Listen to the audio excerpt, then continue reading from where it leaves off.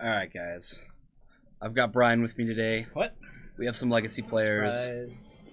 Things are happening. Maybe. Okay. That's as far as a promise I can give. Yeah, we're just waiting for them to get the pairings up for this one. They just started standard, so it may be a couple minutes. That means we can talk about pre-modern. Oh, jeez. I'm having so much fun. I just taught Kyra what tricks was. Yeah. So what you do is you play Illusions of Grandeur. Kyra. Why? You play Illusions of Grandeur, and then you play the card Donate.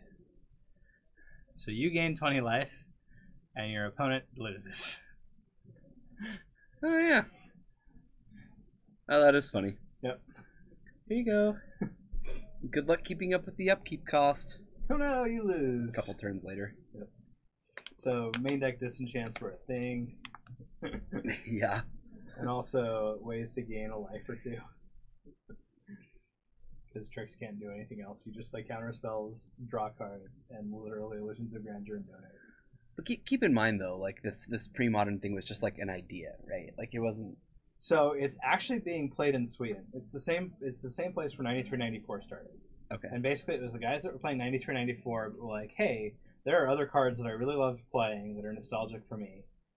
I want to play those cards. And so they have a ban list. You know, they ban Brainstorm, ban Force of Will, ban Show and Tell, ban Reanimate, ban Entomb, ban Just like all everything. these things. World Gorger Dragon is banned. All the good Storm payoffs are banned. Any modern border is banned, so you can't even play with modern bordered versions of your cards. You have to play the original versions or reprints within that.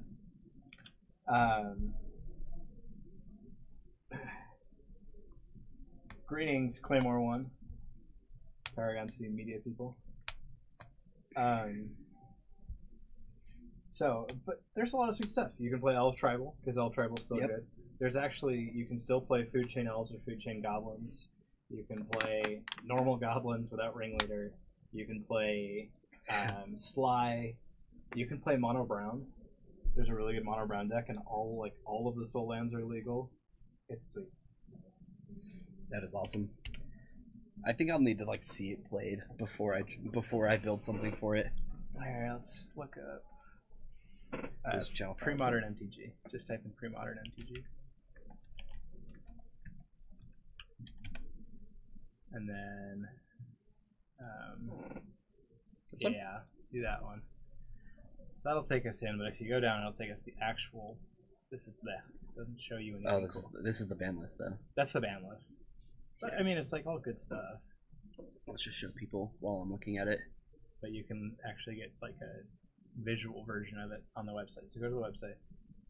Keep going. All the way to the bottom. Past all the decks. Past all the decks, because we can look at visual spoilers of them. Official website. Premodernmagic.com. Oh, jeez. What is going on? Hey, quick ban list. This is actually like a nice website. Yeah. Hey, look, the ban list in card art. Oh, genius. Right? If only like Wizards of the Coast did something like this. I guess you can play Reanimate. You can play Animate though, I think. Oh, no Mind Twist? Why even play it? Because Mind Twist on turn 1 is disgusting. Oh, Microphones is also banned. Yogwill is obviously banned. Windfall is banned. I'm mad that Tolarian Academy is banned. But It's like every card that I would want to play with is just banned. Why is Force of Will banned? So that not everyone's playing stupid Force of Will decks. Because Brainstorm's also banned. See, then why would it even be good? You have nothing to pitch. Go up. Grim Monolith is banned too. Some of it's about pricing. They wanted it to be cool. So go to decks. You can see visual spoilers of decks. And you're like, oh, that looks sweet. Or I've played that before. Good evening, Grizzlebrand. So here's 4-color control. Oh, man. And they're all, so reflecting pools, the split lands. Oh, it's great. All the old version of the card, yeah. Yep. Even the You run the 2 lands. fetch lands. And that's not all that different than how the fetches work in standard. Like when they're in standard. Yeah, it's similar. Like you don't always want a million fetches. Look, Teferi's response main deck. Oh man. Oh yeah. Gotta stop those sorry, wastelands. sideboard. But 2 of them. Stifle Knot is legal in the format.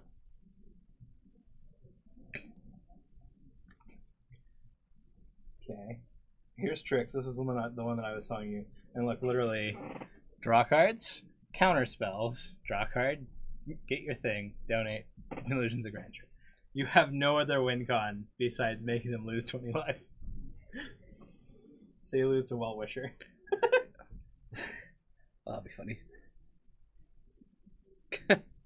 Well-Wisher's insane. I remember like Well-Wisher in old formats like that. That card just tore stuff up. Yeah.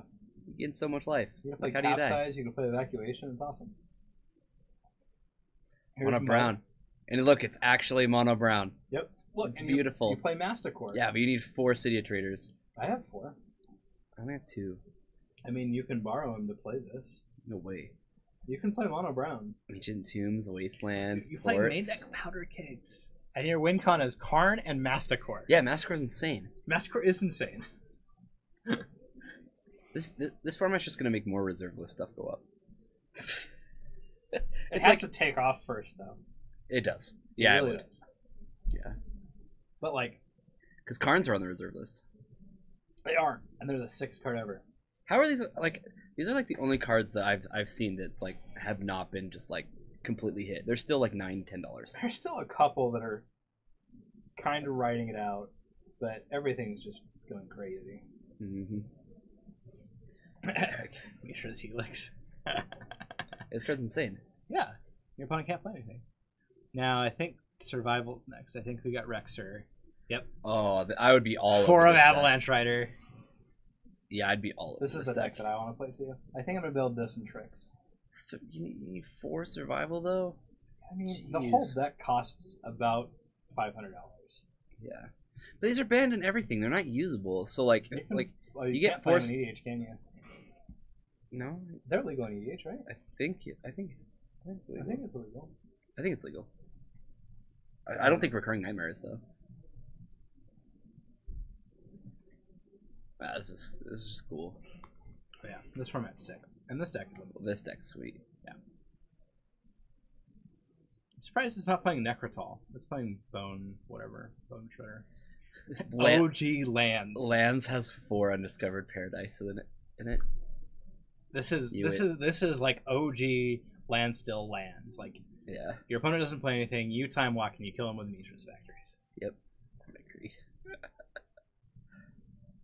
Time warp.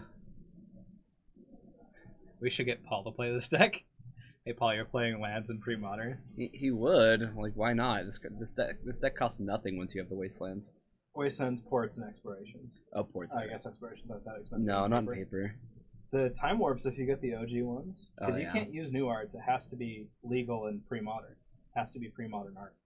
Is that what they've said? Uh-huh. Well, You can't play anthologies, battle boxes, or any other promos either. It has to be either original printing or a reprint within the sets. man, they just like really wanted. It's like 93, 94. They just had to have their cards look one way. That's so funny. It's point of pre-modern. Yeah. Sly. Yeah, this deck looks insane. With the Grimlava Mancer and Fire Blast. Ooh. Dude. Fort Barbarian Ring, Curse Scroll, like, oh. That deck is sick. Here's Elves with old school Overrun Kamal and Raphaelos. Oh, maybe I have some use for that Raphaelos I've hold on to. Yeah. I This was would super never cheap. play this deck. I don't think. Deranged Hermit. Oh, for Also Gaia's Cradle. Yeah, you have to have 4 Gaia's Cradle. These look like pauper decks, except for the part where there's like 2 cards in each deck that are just like really expensive. Goblins? Same thing, like Ports, Wasteland, everything else dirt cheap. Yep. Really like land still. You just have to shell it for Wastelands. You already have the Flooded Strands. I guess Impulses are worth a little bit. I think Legacy's pairings are up. I think we're ready for this. Are we? People are sitting down. I feel ready for this. Dum dum. Pairings are up shortly. Guys, pairings are up.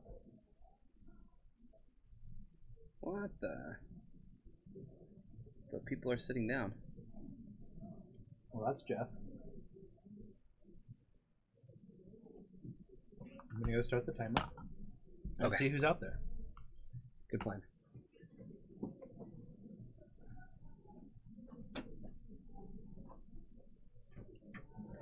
Yeah, a little bit of a late start here. Hey, you should definitely watch the Remy versus Terry? Sorry, we don't watch Terry on our stream. But Remy's mat's amazing. Sorry, no Terry. So Remy, Terry, and then Jeff Shea. Yeah, I got him. I'm kidding. We'll watch Terry on our stream.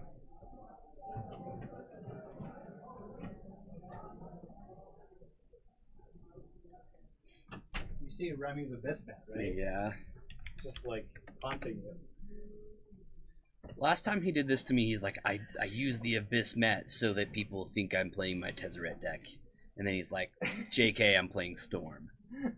That's actually what happened. Should be stringing triple rivals of Ixalan draft, not Legacy. No.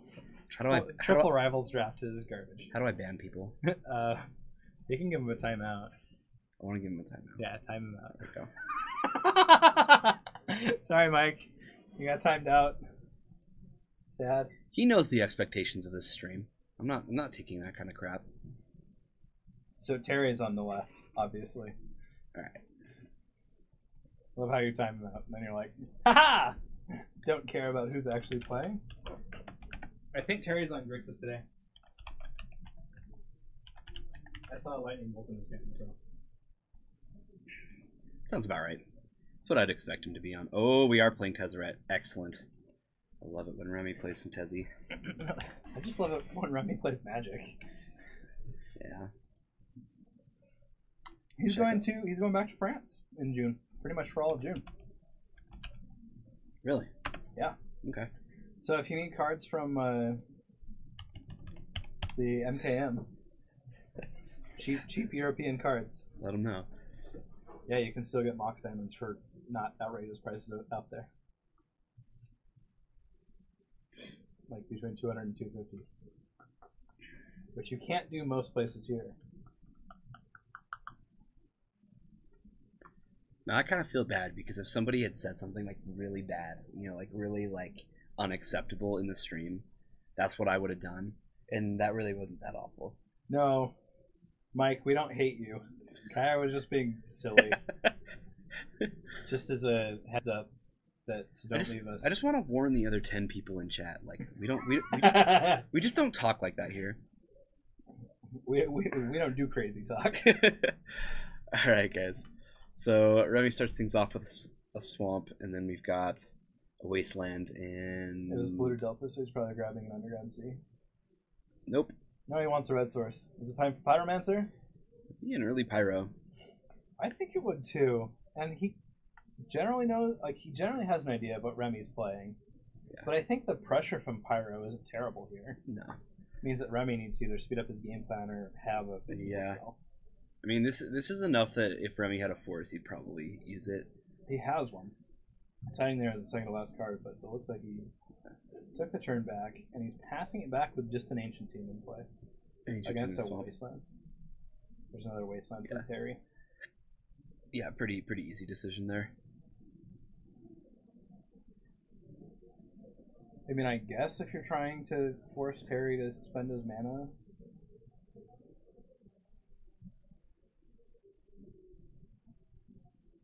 I don't know. I don't see the line. If you see that ponder. If you have no land, then like you got to get rid of the wasteland sometime, right? Or at least that's like the hope. It's true, and I guess losing the colorless instead of losing a colored source makes it a lot better. And Terry's kind of all in on this pyromancer. All he has right now is just a bunch of counter magic. Oh, I guess he did find a Delver. Hey, one Grixis Pyro and a bunch of counter magic is usually all you need. Yeah. Let me tell you, as a person who's played against lots of Grixis Delver recently. Remy had the Force of Will. He could have. Like, I probably would have if I was him. On the pyromancer. I think Remy is focused on his combo. I don't think I would be. I think I'd try to keep pressure off me in the beginning turns and then set up the combo later. Oh, I'm not a doctor. neither is Matt. Neither am I. All right, we found a Baleful Strike. But one day. It's getting dazed. See, this is a great forcible target if you have it. It sucks that you have to forcible at days, but. So I like forcing the young Pyro so much more than forcing the days, and he's decided on neither.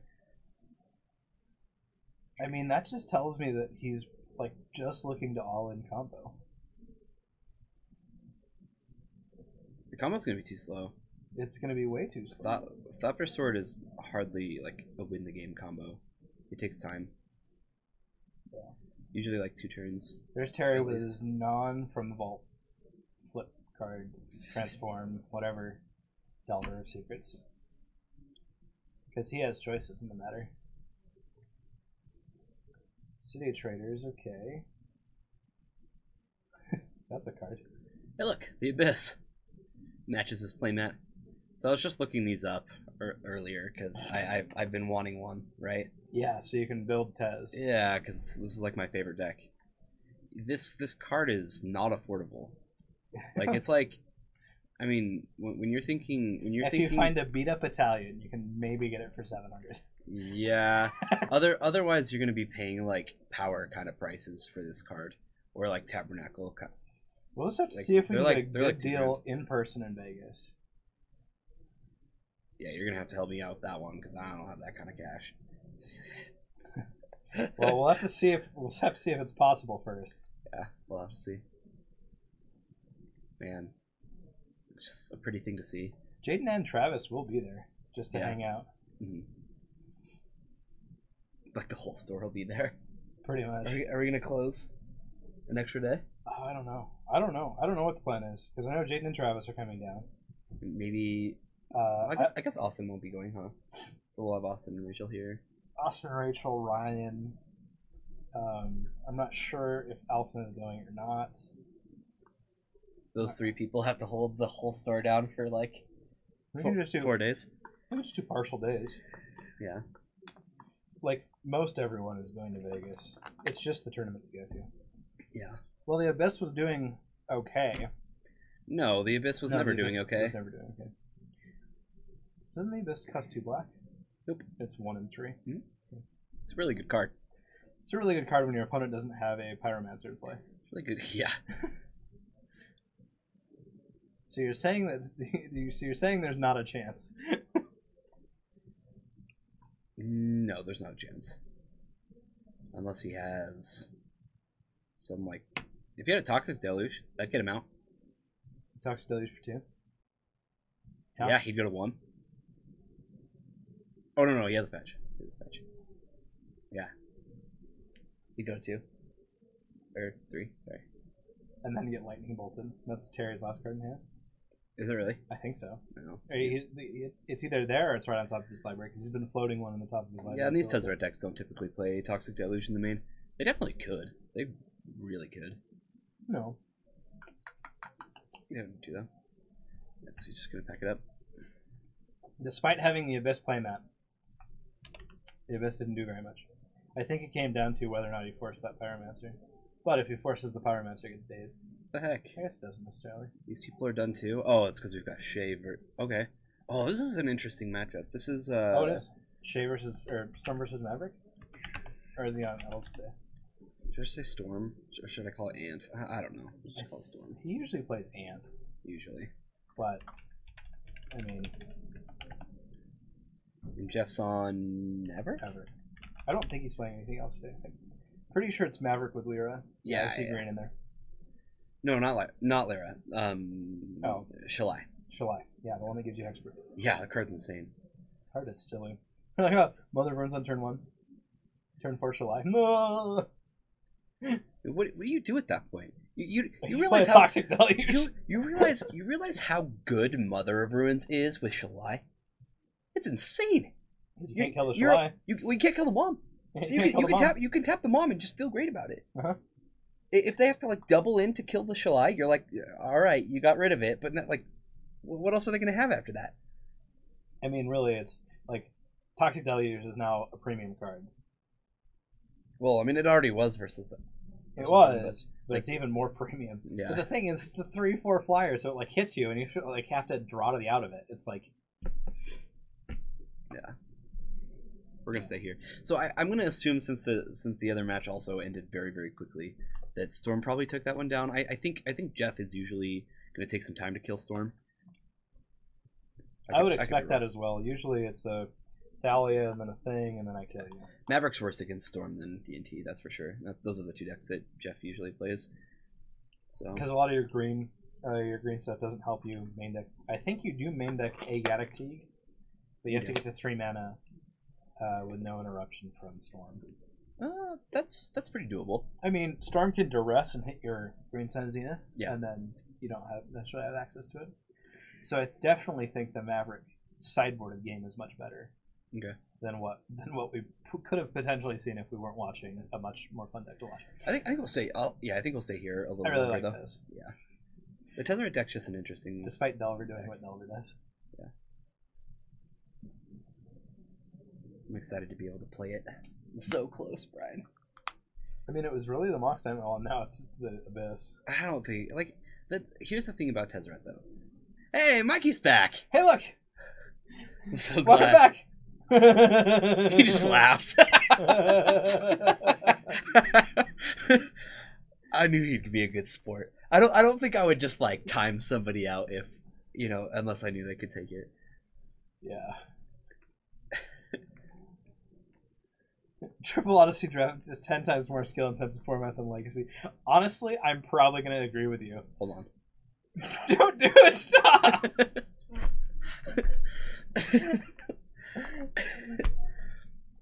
Can you believe this guy? It was actually a valid point. You just timed him out for 10 minutes. Do you want him to say something like once every... Oh my goodness. Gristlebrand's having fun now. Honestly though, Triple Odyssey Draft is a really skill-intensive format. Triple Odyssey Draft is a terrible draft format. Brian, you can leave. Okay. It was as they were figuring out that booster packs should be designed for drafting. So, like, a lot of the effects... Yeah, don't. How do I... You can't undo it. I can't? Oh, you can do that. Yeah, you can undelete the comments. Why can't I undo him? That's weird. Time him out because Twitch isn't that cool yet. You gotta serve your time. You gotta serve your time.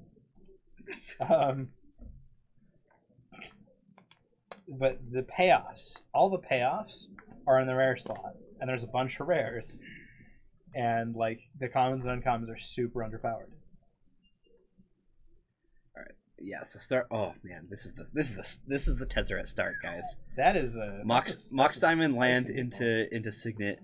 Oh, and if that were a soul land instead of the Academy runes, oh man, into a Baleful Strix, and then turn 2 is Abyss, and you're just like, I can live all my dreams.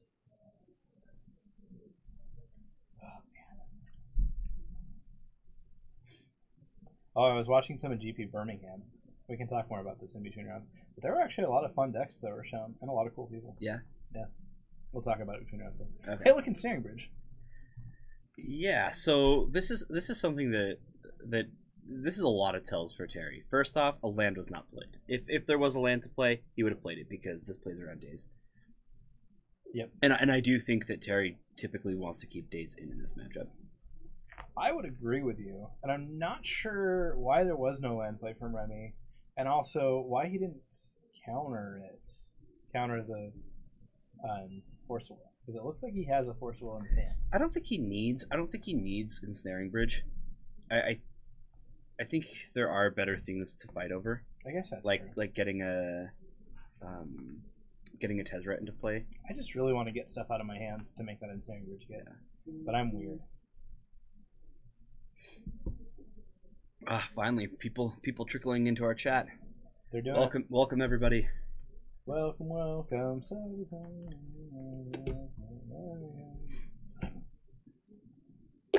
Okay. There's a transmute artifact. That's not doing anything right now. It's double blue. Hey, look, that brainstorm that he put on top for some reason. Brainstorm land. Well. Oh, there's 3 lands. Yeah. He's got a fetch. He'll get rid of some things. Oh yeah. This is land. Oh. If it were 3 lands, it was almost so hard. I mean, he's gonna have to keep a land because of this. Yeah, he puts 2 lands back. Yeah. Fetches away and then can brainstorm again. And play a Delver. No, he's gonna keep some land. Interesting.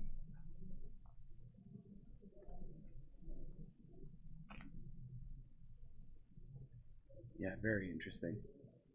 Another Delver. So he put the brainstorm back on top. He just wants to flip this Delver again. I can see. This makes much less sense than fighting over the Ensnaring Bridge. I agree. In my opinion, like resolving the Ensnaring Bridge can actually. Maybe he didn't have another blue card in hand because that transmute artifact was what he just drew. It looks like he just drew an Abyss. I swear he has another blue card. I can't tell what that middle card is. Maybe the top one's Logic Knot? No.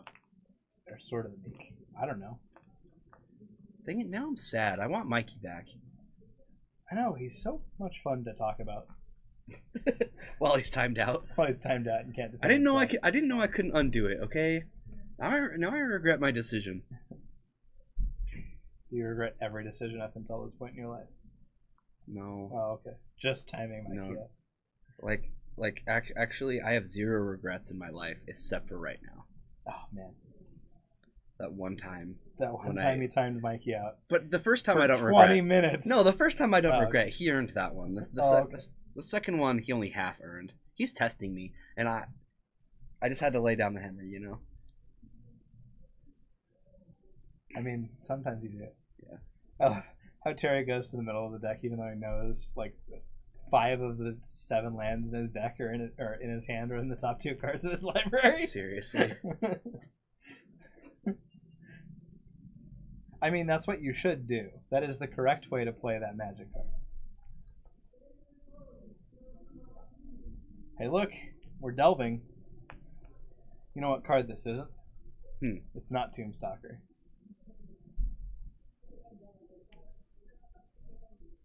It's definitely a Grimmack thing. The worst of the 2.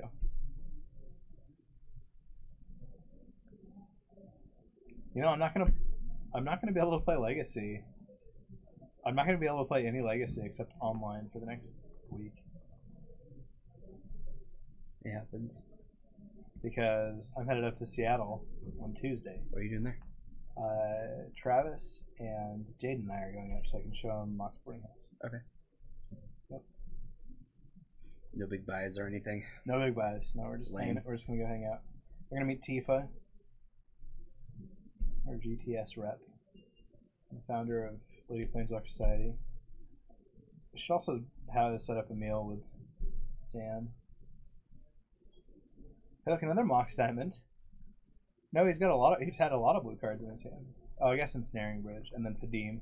He didn't want to pitch. The blue card's a misdirection. Okay.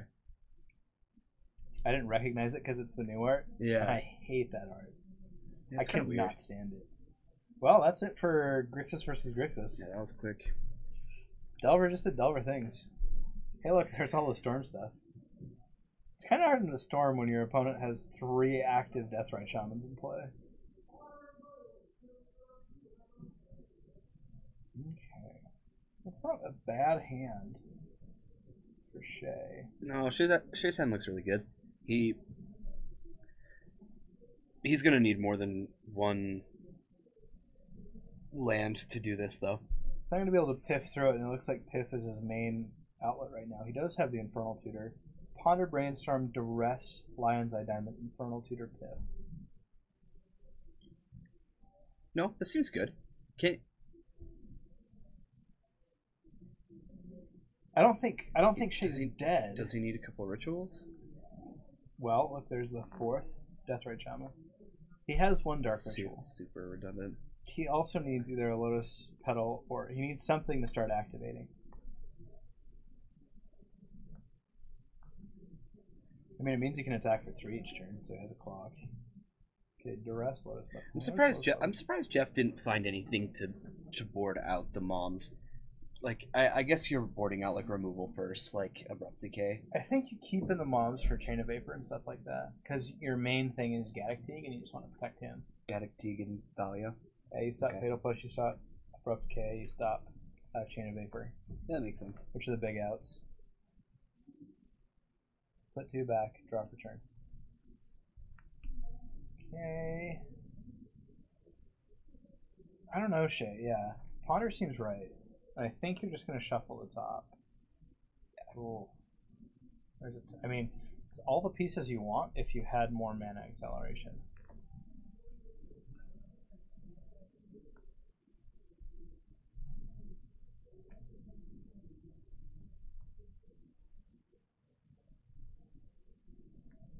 It really is. But he has the Infernal Tutor in hand. He has a Pith. Like, so you've got to put Adnaz at the very, very bottom, right? At least. Is LED number 3 good enough to keep this? He decides yes. I guess. And I actually think this is right. Okay. So I think he tries to storm off next turn. I couldn't. He has a pedal, right? Yeah, he has a pedal. I think you're right. They has to storm off next turn. I think he waits one more. Well, storm count is 2. Okay, here we go. Yeah, he's trying to go off now. Okay. Yep, here's the Dark Ritual. Goes up to 3. Duress you. I mean, yeah, obviously you target your opponent. Response, Surgical Dark Rit. That does not matter, right? Or does that matter? Doesn't it matter? No, that doesn't matter. Or, no, it could. It could. So it shuffled the top of his library. Yeah, that doesn't matter. That's not the part that matters. The part that matters is that he doesn't have Dark Rit to get to jump into off of Mike is back. Pure Swarm of Magic is triple Amonkhet draft.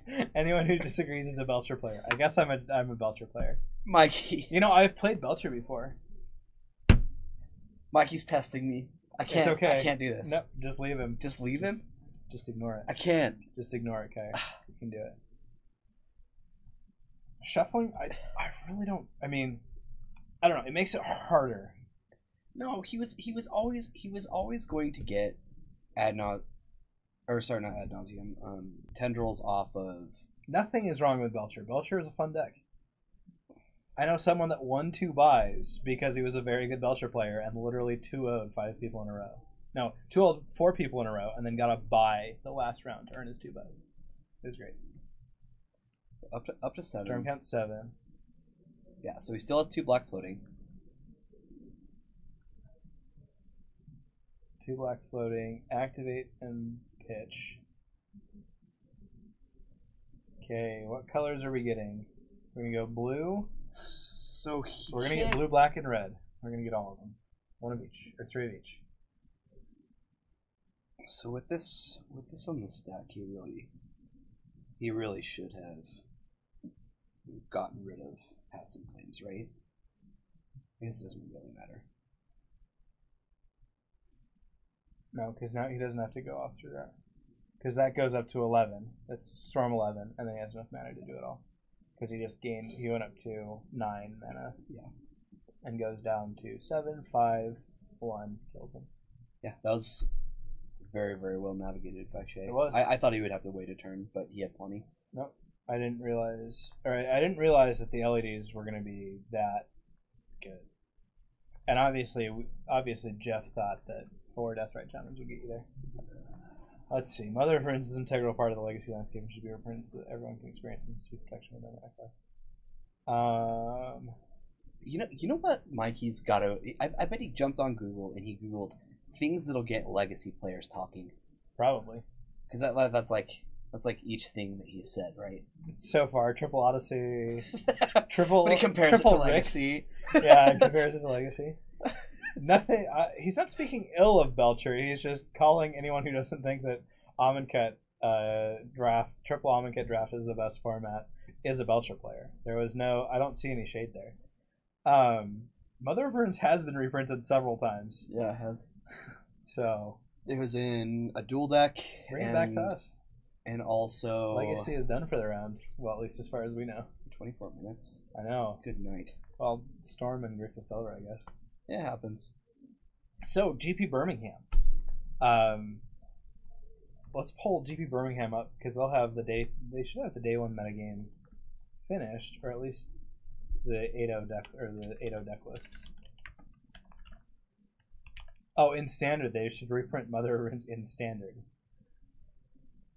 Protection's not a part of standard. Like they can do a functional reprint that either gives indestructible or hexproof from a color, and hexproof from a color might be a thing. Spell anything correctly. This one. That's 2017. Yeah, you're right. That's a year ago. Just go to that one, not that one. Go to magic.wizards.com. I can get us there. So many Deathrite Shamans on coverage of the GP. It's like, yeah, they're all Deathrite Shamans everywhere. But Deathrite Shaman just lost that match. So obviously, it's not the menace that people think it is. Okay. Events. Legacy. 220 players return. There are 8 no's.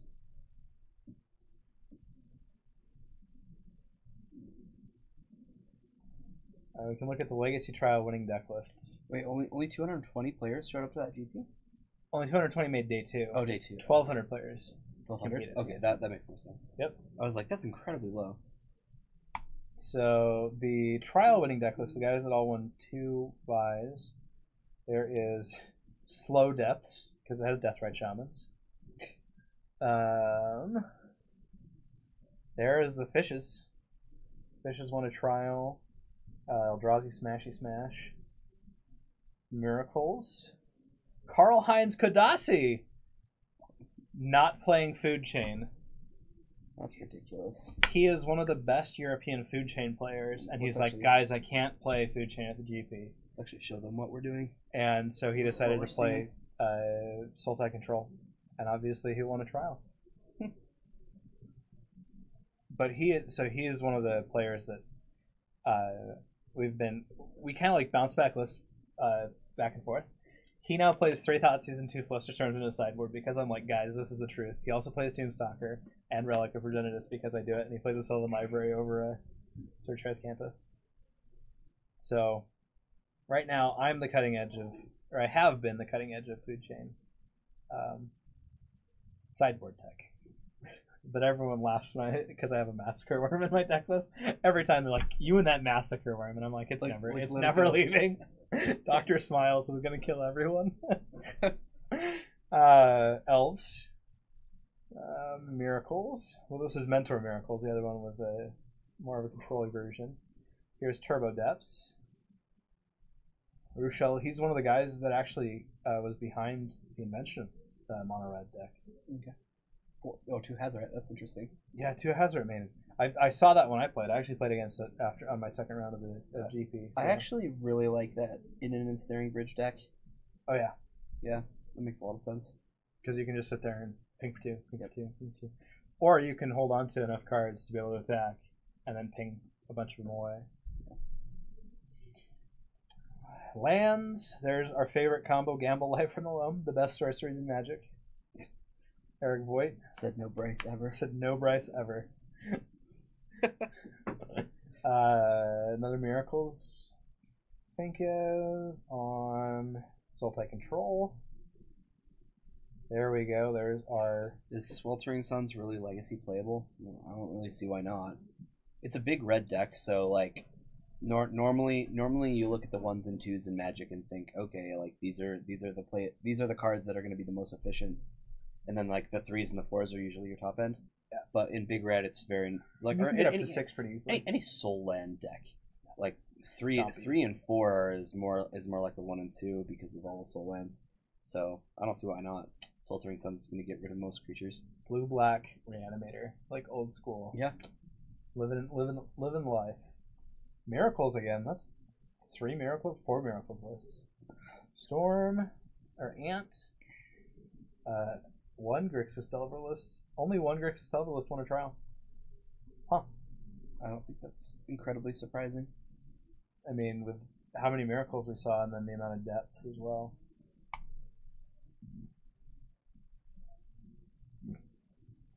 They're talking about Thespian Stage and Dark Depths. Why?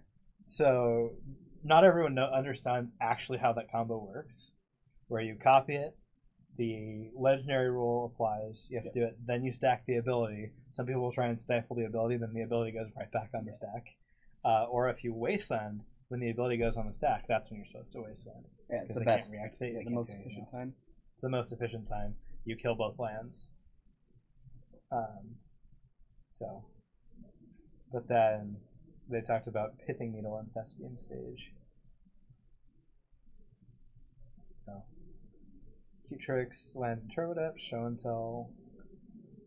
The Ultimating Liliana is pretty sweet. Never Too Young. Oh yeah.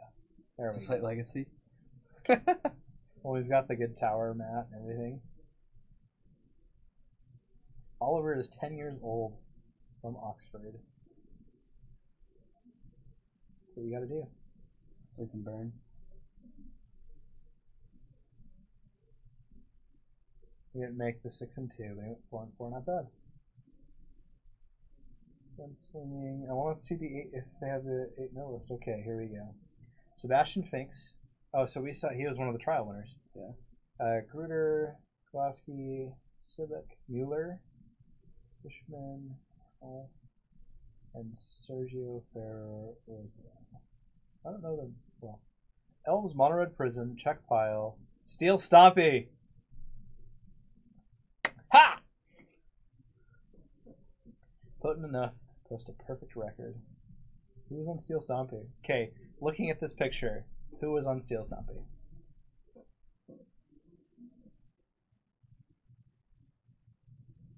I'm gonna say this guy right here.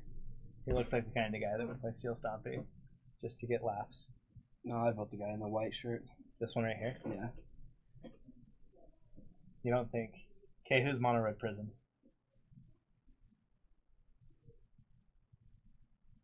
Guy on the far right. Hardcore. This guy. Yeah. Poor kid being raised as a legacy player and drafted as a superior opponent. Sure. Only when it's Cube. Only oh my goodness. Because Cube is just legacy for people who want to play. Real Magic? Yeah. Let's see.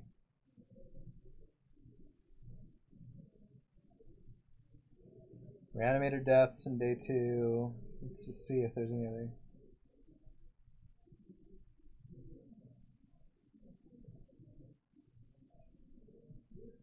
Manguchi must be out. Is this going on right now? So it'll be starting up as we're finishing up tonight. It'll be starting up. It starts up at about 2 a.m. Oh, okay. Yeah, I need to watch this then. Yeah. It starts up at 2 a.m.? Yeah. So, I'll be awake at that time. Let's watch some Legacy. Or if you wake up at like 6 or 7 in the morning. I'll meet you all in chat. Mr. Gator's behind you on the guy on the far right for sure. I'll be my name's Breath in chat. So that's me. Say hi. Check Pile, Elves, Mono Road Prison, Steel Stompy, and 4 Grixis Delver. Okay. None of these decks are gonna win though. Sorry, Brian. Your precious Steel Stompy can't beat Jund. Therefore, is irrelevant in the format. Because Jund is relevant in the format. Yeah, it's so bad. Steel Stompy just trashes Grixis Delver. It's like whoa. It's great. I do want to see his list though. I'd be really intrigued to see that list. No deck text or anything.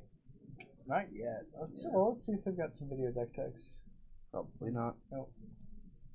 They don't like us. Does anyone? I don't care anymore. I don't care about that. I'm over it. And before Elves wins, Mr. Gator just knows what's going on. Mm-hmm. What if Elves does win it? Oh, this is a great deck. I it would not surprise me to see that deck high up there. I think Julian Knob is out there. I think some of the big players. I know Benjamin Kenobi, Vincent Kenobi is out there. The Pleasant Kenobi. I just think Elves is one of those decks where like, if you're relatively, let's put it this way, if you've been playing Elves for less than a year, you are not going to see success with that deck. Mm-hmm. In like 99% of cases. But if you have been playing it, you've been doing small little tweaks and innovations, and been updating your sideboard to the metagame and all that. Like, Elves is probably one of the most powerful decks in the format. Well, it's just one of those decks like you need to be an Elves player to be good with it. I mean, everybody I've seen play it that doesn't play Legacy on a regular basis or like build Elves because they like green decks or something like that. I'm just like, oh, honey. The combo is just like so not like a normal green deck. Yeah, it's so interesting. Well, it's not like most combos. Most combos don't play their combo to the board. They, it comes from their hand. Yep. Right. Like it doesn't come from the permanents that came from their hand. Yep. In most cases. Yep. Or it'll be like a three card infinite, or like a 2-card infinite. Yeah. Whereas Elves, it's like. Define Elves players. Really, really intelligent people. Like it has to just be your deck. You have to just that are not only incredibly good at counting,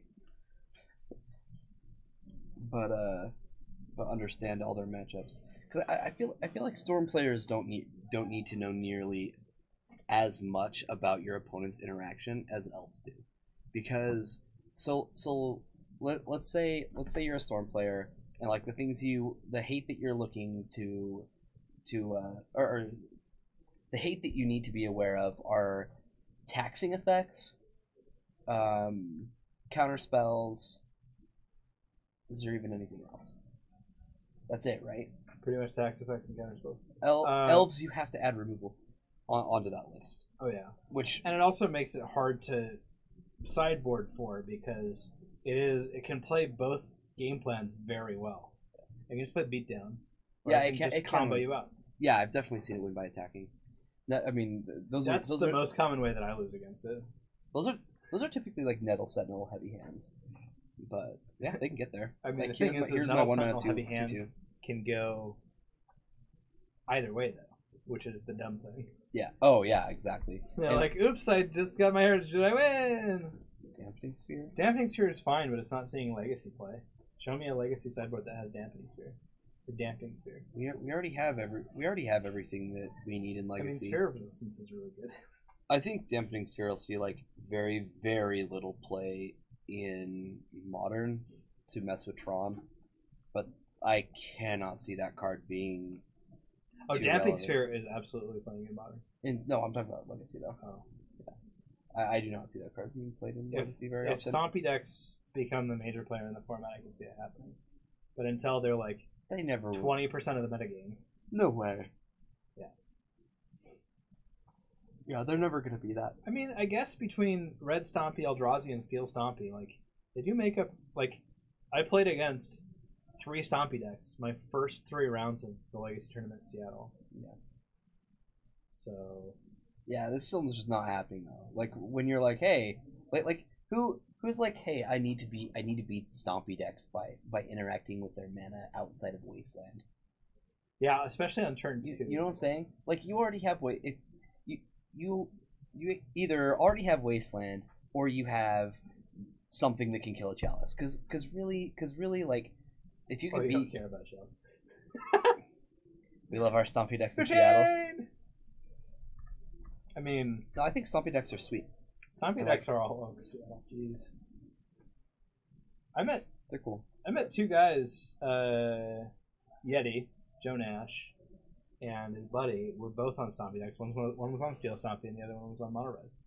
And like I said, I played against Mono Red Stompy with Hazrats, and then 2 Eldrazi Stompy decks. And it's just like, okay. There are so many different Stompy decks though. It's I mean, we mentioned like 3 of them, but really there are so many more. I mean, there's variations with it. I mean, the most important one is Pirate Stompy. That's what I was gonna say. I just can't innovate on it enough.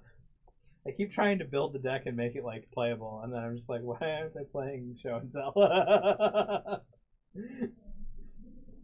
It's cool though. That's I should probably build show and tell on paper. Sneak and show. I mean, food chain is like bad sneak and show. It's more resilient sneak and show. Yeah, definitely. Demon Stompy list. There's also Soldier Stompy and Angel Stompy, Yeah. which are both hilarious decks in top 8 tournaments. Yeah, they're fine. They're just fine. Just fine. Yeah. Oh, ye of little faith. We saw Corey play Soldier Stompy a couple times. He was wrecking face with that deck. Yeah. And then he stopped playing it, and now he can't win anymore. No, I'm just kidding. He was just fine with 4-color. Yeah. Well, no, and then he started playing Miracles, and then we had 4 Miracles players on camera. Soldier Stompy is great. Oh, and then on Tuesday, Ryan went like 3-1 with Mud. He was on Old School Mud, right? Yeah. Metalworker, Kuldotha, Forge Master. Yeah. With like Lightning Greaves and all. And all play of it. Steel Colossus. Didn't Yeah. he lose that game still? Yeah. He lost the lands with like 3 beaters in play. Two Maze of Ith, and then a 2020 probably does that. Turns out a lot of cards have colons in their text box. Yeah. Totally. Got it. No, it's true. But yeah, Dampening Sphere. I say no go on Dampening Sphere in Legacy. I'm sorry. I mean, Sphere Resistance is just better. Way better. Play any taxing effect like 3-ball or you know, like what's the other one? Thorn of Amethyst, or you know, something like that. Those are all better than Dampening Sphere. I feel like, dude. As far as like 4 of Thorn of Amethyst, 4 of Chalice of the Void. Your deck is done. Play Steel Stompy. I just picked up another Sorcerer's Spyglass, so I could have it for my for my Banned and Brawl for my Brawl deck, and then I got banned, and I was like. But now I can play. There were 2 cards that won banned for me that were really good. Attune with Aether, which is amazing in Brawl. Card is not okay. Yeah. And Rogue Refiner. It's like a great card with no home. Which card? Are we talking about Dampening Sphere? Dampening Sphere, yeah. Or Dampening and Sphere? you're right. It only catches up on the 3rd spell in a turn. No, I agree, Jay Winner. Like I'm not saying the card's bad. I'm saying like the poor thing. Just like what do you put it in? What are you putting it in? You know? Yeah. Somebody was talking to me about it, and like he's been talking to me about Modern Jund a lot. I've played so much Modern Jund in the past, and so he's been coming to me for a lot of advice, and he handed me a sideboard for Jund and was like, "This is my sideboard." And there were like 3 Dampening Spheres in it, and I'm like, "What in the world do you need these for?" You know, like, what is this doing? He's like, "Oh, it's good against Storm," and I'm like, "We already have all of our hand hate. Like, what do we need Dampening Sphere in here too?" And then after that, it was like, "Yeah, but it gets Tron." I'm like, we're never beating Tron." I mean, with Damping Sphere, with or without Damping Sphere, Marty Pyromancer. Honestly, Corey's been playing Damping Sphere and Marty Pyromancer and stuff. Honestly, it destroys Tron. Damping Sphere just says, "Nope, you don't get to play Magic." But here's the thing about that though. Okay, like you put it in that deck, and you're making a slightly unfavored matchup, like slightly favored. Okay, but you put Damping Sphere in Jund. Damping Sphere destroys Tron. You win that matchup. Jund won't. Tron could play a land for 6 turns in a row. Just on turn 6, play a big ol' Worm Coil Engine, and Jund will lose. That they don't need Tron. They don't need Tron lands. This is why you need Fulminator Mages. You need to put them back. You need to put them back on mana. You're right. Not just making their extra mana go down. You need to put them back. Bot asked to check out content creators. Fails to link those content creators. That's kind of the message to like watch out for the other links that we're going to be posting in chat. So it'll post Bryce and kitchen table magic. It should at least have our website on it. Yeah, we need a page that actually shows off all of our content creators, because we actually sponsor a whole bunch. Yeah, that's like the exact point I'm trying to make, Gavin. Like, Pyromancer actually has a clock. It can You can kill people in 2 turns. Yes, very easily. Exactly. You're like, you're at 20? That's nice. Take 12. Whereas like Jump, the only time it ever has a clock is when you have a Goyf in play, and like that's not very often. I mean, that's true. People don't let that card live very, very, very long. It dies a lot, or it wins the game. It's one of the two.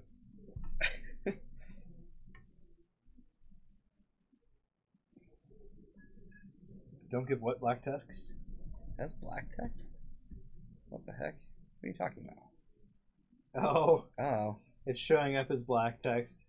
We can't change it. Yeah, we can't change that. Twitch just does that. To see it, you need to turn your dark theme off. Yeah, you need to watch it like on a normal Twitch. human being. It's your dark theme that's doing that. We have it on it too. Yeah. Oh, that's funny.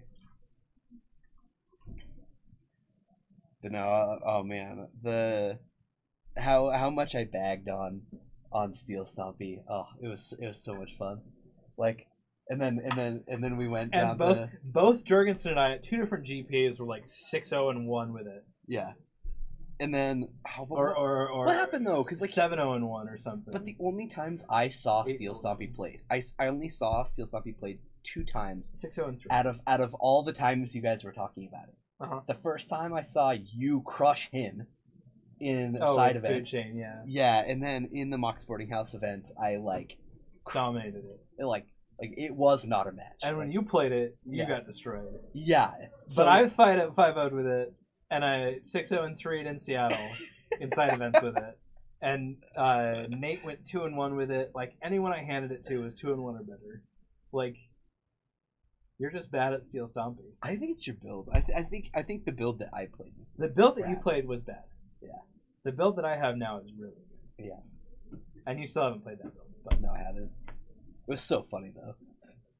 I was like, this deck's garbage. Yeah, why in the world did you play this? You like went 1 and 4, 2 and 3, and then I like 5-0 with it like 2 days later. I think it was 0 and 4, and then I dropped. I was like, I'm done playing this thing. Kyra's bad at every good legacy deck.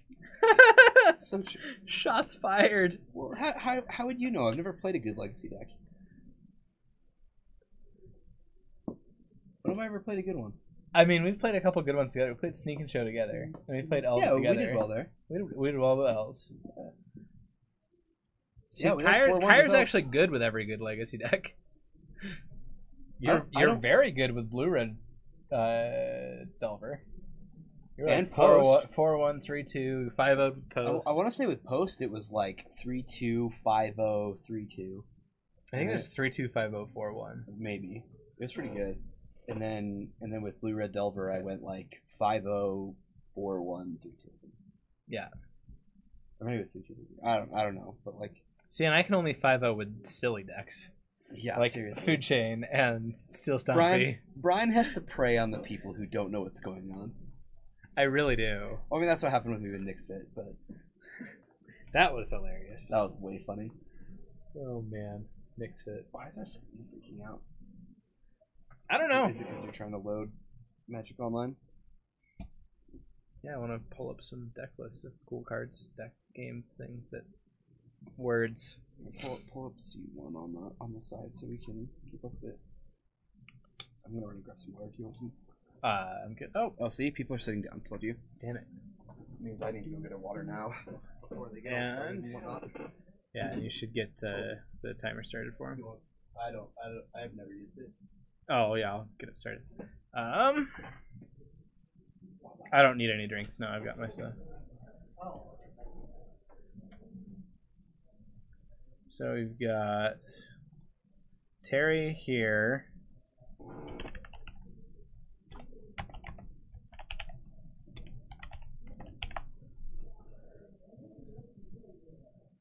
And Terry, I don't know who you're playing against, but we'll figure that out here in a sec.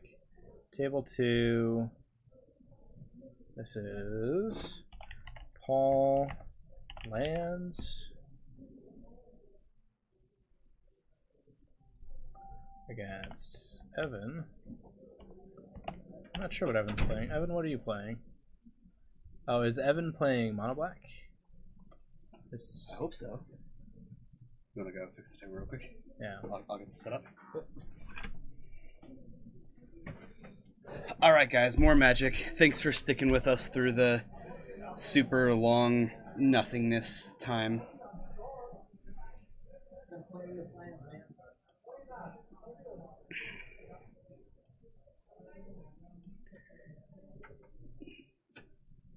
Who do we want to watch?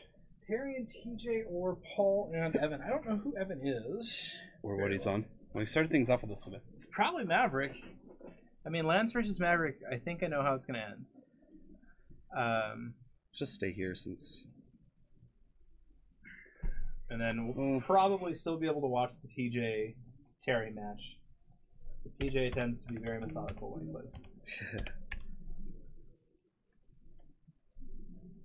I mean, Paul has pretty much won this game. Looks like Evan has one land in play. I mean, it is a white source. Yeah, one more comment like that, and I'm putting another timeout on you. Don't test me, young man. Hey, he won a triple Ixalan draft on Arena. I'm proud of him. You know, this is a legacy stream. I'm gonna go and win this. Oh man, can we please make like an official rule, like if you bring up like the standard format or like some like stupid draft, yeah, like the casters are the only ones that are allowed to talk about it. Can we make a sweet rule like that? All right, so not often we get to see Paul go for the mana bond kind of a play here. Legacy stream. Yep, that's right. A legacy stream. The best kind. Alright, let's see what I can do here. That timer fixed.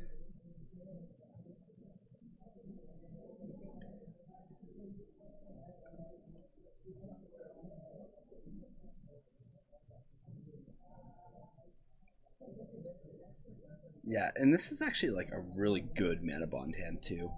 Like he's got everything. Well, I guess he's looking for a Thespian stage, but I don't think that's gonna take him too long to find.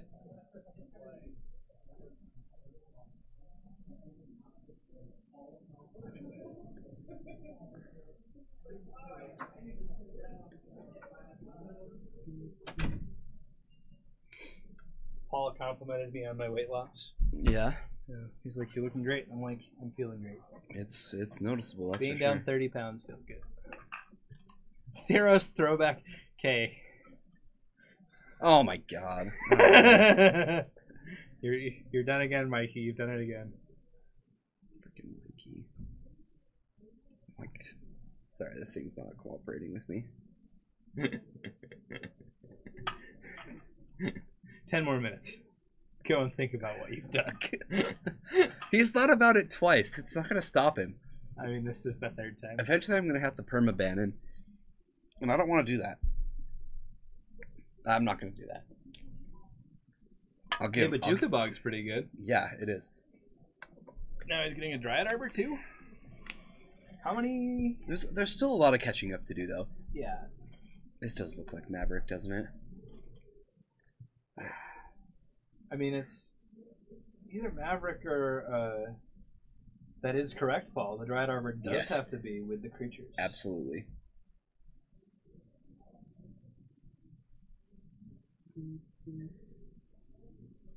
Come on, Evan. He is using the correct sleeves, though, those silver. Unless his deck is, like, fully pimped out, the most expensive version of everything you can get, all altered, then it can have gold sleeves. That's the only way. Thank you, Paul. Cheaty Arbor. Oh man, Punishing Fire. Well, I think that was a pretty good draw by Paul. Yeah, it seems pretty good. Yeah, it's fine. You're just like nuked your opponent's last turn. He's like, draw. This'll do. That'll do, pig. That'll do. Mm-hmm. And he has a wasteland. Jeez. Oh, that's a shock land. Is Whoa, that a this silent is visitor? Yes, this is not Maverick. Hold on. What's going on? I need to take Maverick off before we actually know is what's this going black green gate or something? on. All right, hold on. Maybe it's Suicide Black. I don't know. I don't know what you're up to, Evan, but I'm intrigued. Color me interested. All right, guys. Asylum Visitor. Let me pull that up for you. It just visits, you know. It's nothing crazy. I mean, it did just get punishing fired, and I don't feel bad about it. Well, it was always going to happen, but like, what's going on here? You know. So if you're playing Asylum Visitor, you're a deck that wants to throw your hand, right? Mm-hmm. What do you want to bet he was like too late for Modern and just like threw a couple dual lands in his deck and just went for it? Maybe. Like won his first round. Like, I mean, he won his first round, so there's obviously something going on. So the way Asylum Visitor works, you want to throw your hand. Did Paul just gamble it also has a life from the loam madness. into his graveyard? Did he just draw a gamble off top of his library and say, "I'm going to get a life from the loam"? Yeah. Hey Bryce, I hope while you're out playing poker, you're watching exactly this match right here. He's playing poker He's playing poker tonight. with Les. No, not with Les. Les? Some other friends. That's fine. Although we should do a poker night sometime. Yeah, we should. Because I... Land Grant. No, that's No, Reverent Silence. that's Reverent Silence. My bad. Oh, is Evan on False Cure? Do you think Evan's on False Cure? Oh, the Destroy All Enchantments. Yeah. I don't know. I don't know this deck. It feels I've- almost I've- like False Cure. I swear I've only seen Reverent Silence in like a Storm deck that had it like in the sideboard. Maybe it wasn't Storm. I mean, this can't be a sideboard game already. No.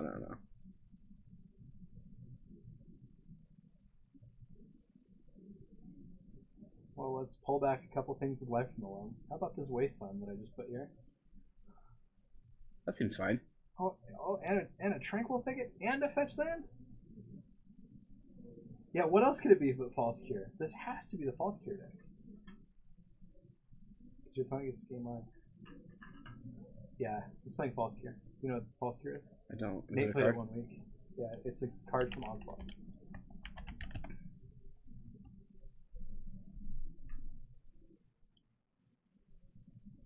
So essentially, you lose the life that you would have gained.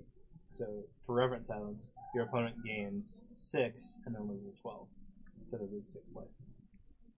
And there's a bunch of cards like that. Like Snuff Out and like. Oh no, Snuff Out, you lose life. Yeah, you lose life. Oh, what? Like Invigorate. Invigorate. Okay. And then there is a creature that you can play to, or you can pump it, and your opponent gains life. It's crazy, dude. Evan, This actually put him seems on like. False Cure. That is the name of the deck. Are you that for sure? I am almost 100% certain. Hey Hackbert, it was on screen because Evan cast one. probably playing False Cure was playing a Silent Visitor. What's the creature? It's from like Scourge or Legions or something. You could probably play False Cure in pre-modern.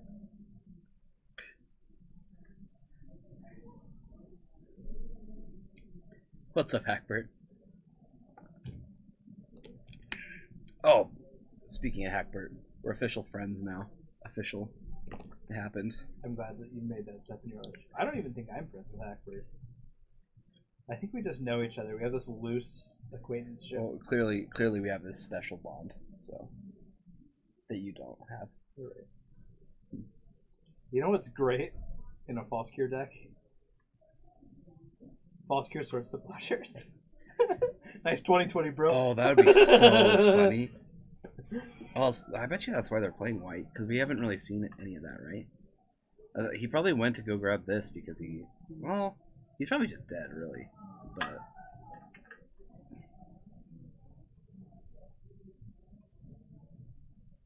Yeah, it's mostly Mass Block plus False Cure. Trying to think. I mean, Invigorate, Reverent Silence, the creature. Oh, the green creature. Yeah. Oh, that's the one that she's playing like Cheerios sometimes, huh? I think so. What's it called? I can't think of it. It's like a 4-mana 2/2, and if like you have a forest, you can like cast it and they gain 4 life or something. Yeah, I can't remember. I'm gonna look. Hackbert knows. He'll get it. He'll get it. Cutter. There Thank you go.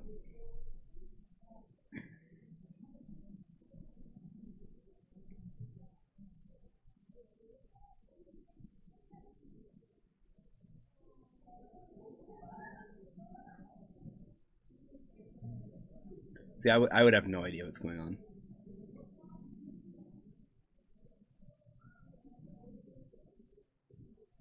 Tainted Remedy, False Cure. You know all. Good. We need people in our chat who know everything. They're very important to us.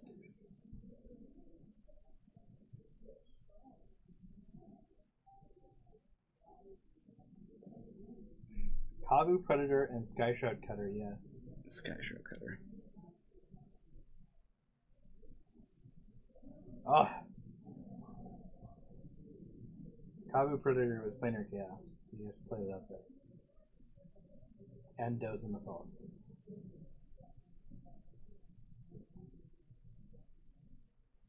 This one's playing a Doomsday. That's just sweet. And a Phthisis.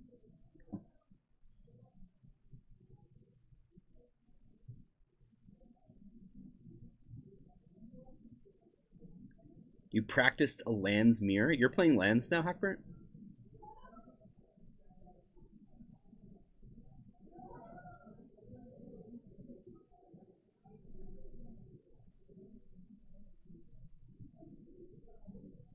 You know, now that I have the diamonds, I'm actually not all that far off of lands if I don't get a Tabernacle. Yeah. Tabernacle's really good in the deck. I had some free time during a lunch break.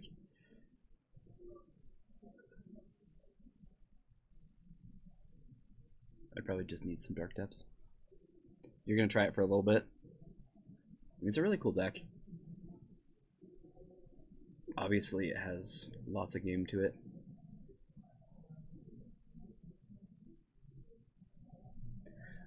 Really surprised that Paul hasn't been able to find a Thespian stage yet. You can play a Doomsday version of False Cure. Is there a Doomsday deck in Pre-Modern? I mean... You don't have Brainstorm. So probably not. Ah, sounds keep happening.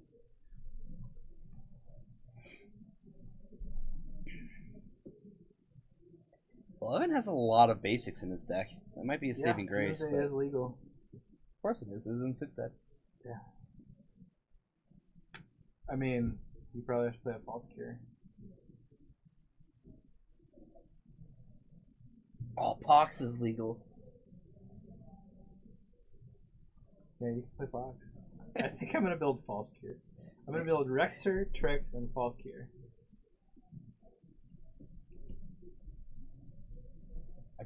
I'd build the... What is here?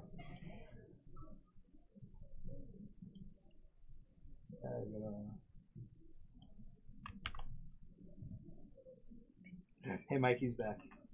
Mikey, have you learned your lesson? Something gives me a feeling the first thing he's actually going to say is going to say no. I linked it for you, Hackbert. I mean, game 1 is still going, which is really surprising to me. We really haven't been able to see his hand, so... Life from the Loam Ghost Quarter is a thing. Can't click on that? Mobile? Okay, so Pre-Modern is everything from 4th edition / Ice Age all the way up until Scourge. So everything in the Pre-Modern border that is not old school. So there are no dual lands in the format. Force of Will, Brainstorm, Necropotence, Mind Twist, all of those silly cards are all banned. And so it's like people that want to play Rexer and Sly and Tricks and all that stuff. Here. I can do this. Come on. Greatest of all time format is actually triple of the Gatewatch. Well, there's Asylum Visitor. Okay, Paul, can we just get a 2020? This game one is taking way too long. Doomsday might have a meditate pile in pre-modern? Did you see someone spike the price of meditate? Because they posted a top 8. There were 8 players in the tournament. They posted a top 8, and all 8 players were playing meditate. Oh my god. So the card went from like 10 cents to like $30. Dang it, Mikey. Why? Why are you doing this? He's okay right now. He's okay. No, look at what he said. I saw it. Don't worry about it. Just ignore it. How? Let this Asylum Visitor do things. I can't just ignore such blasphemy. Can't. It's okay to be wrong. It was $5 before. Okay. $5.10 for a Legacy player. That's about the same thing. I mean, it's no Manipulate Fate. That's like a 30-cent uncommon. That's just literally the best card in Legacy. Hackbert, I sent you a link. He's just trying to. He's just grying with a G to rustle your jimmies.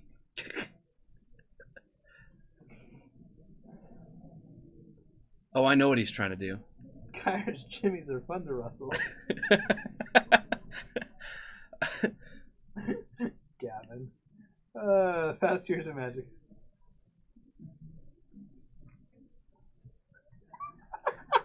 I can't deal with this, guys. Past 2 years of Magic have been has a more positive impact on Magic than Legacy in its entire existence. False. Just like the false cure that we're going to see here. We're not going to see a false cure. Yeah, Manipulate Fate, the card that reads Draw 4. Yeah. It's the best card in Legacy. Impulse, you can look at 4 cards. Search Transcantal lets you look at 4 cards. That's why it's the second best card in Legacy. But looking and actually drawing are like very different. Very different. Strike me down.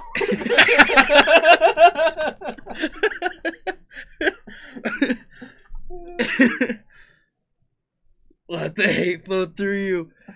Oh my god. I am so on the dark side, aren't I? Just leave him. No, Kyre. He's Emperor Palpatine. Just let him be Emperor Palpatine. Or Darth Sidious.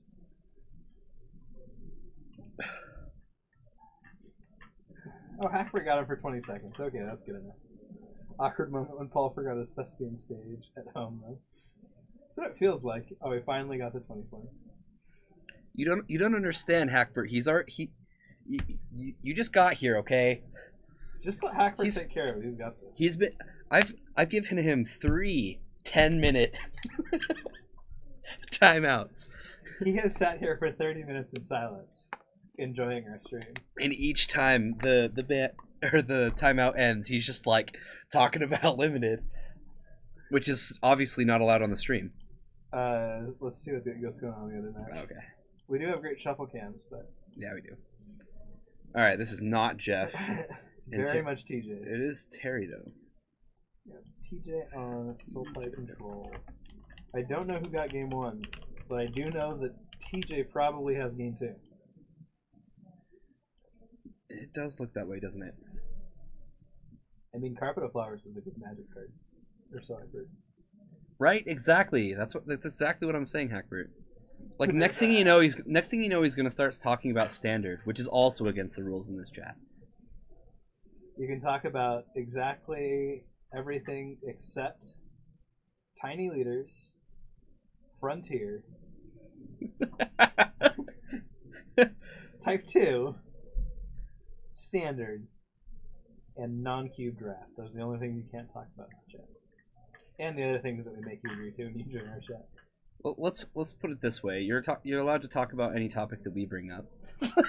Pretty much. If I bring up Vintage, we can talk about Vintage. Legacy and Cube. That's Legacy, Type 1.5. Oh, and whatever this pre-modern thing is. Pre-modern. It actually sounds pretty fun. Is Frontier still a thing? No. No.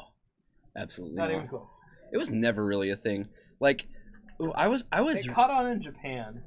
I think Yeah. pre-modern's likely to be more popular in Japan than Frontier was. I think there's too much reserve list in pre-modern for it to ever catch on. I do. They ban a lot of it though. It doesn't matter. Like, you're not going to see people like, oh, I want to get into a fun format and I need 4 city triggers. I mean, you can still play Mono Red Sly. Nobody. Is really good. Yeah. Yes. Sure. But like, nobody's going to have fun in a tournament where everybody's playing with Red Sly. Yeah, but And not like, everyone's gonna be playing Red Sly. Like nobody's gonna. You know, the only people who are going to play the Elves deck are the people who already have 4 Gaia's Cradles. You know, 4 Gaia's Cradles, 4 ports, 4 yeah survivals. Like survivals are banned in everything but Vintage, and they're $90. They don't even see playing Vintage. Right, 90. They're 90, and you need 4 of them if you want to play the survival deck. Or you can just play 98 World Champs decks. And it's basically pre-modern.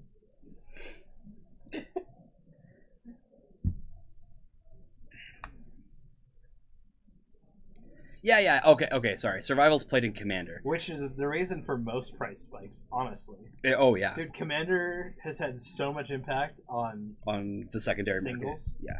It's insane. Yes. It's ridiculous. Commander's like, hey, so this card's like pretty deep. Like, Food Chain did really well in a couple of top 8s, and then Prosh was like the only deck to play in Commander, and it became a $50 card. You're like, okay.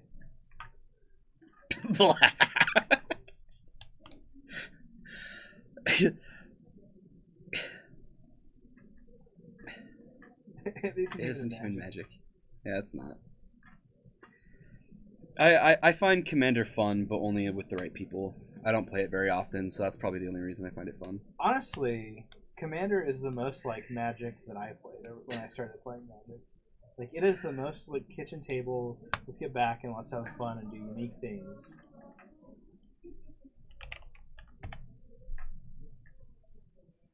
What? Someone delayed to get girlfriends? I don't get it. Don't worry about it. Okay.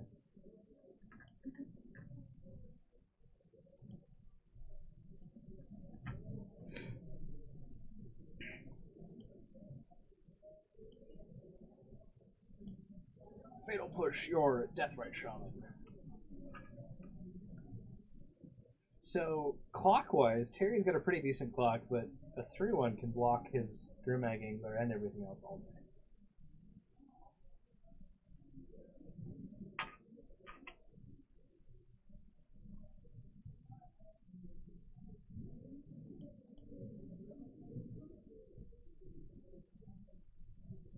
Was that a Toxic Deluge? No.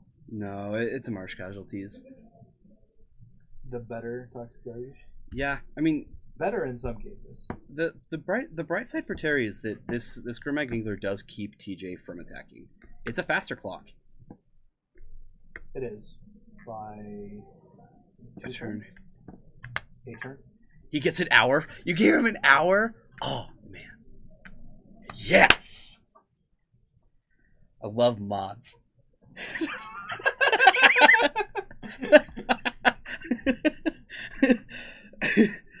Thanks, Hackbert. Oh man, I love Mikey to death, but man, he's just testing us today. Next you That's play what he's doing. In Legacy, feel I could feel Magic, but I spend way too much time looking at the development deck parts of the source and already use tournament reports.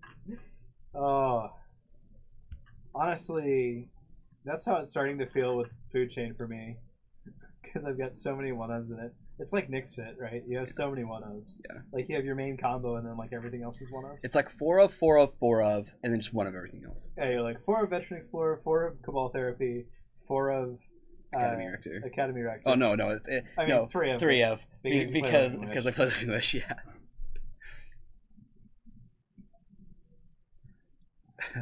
Dev is so refreshing.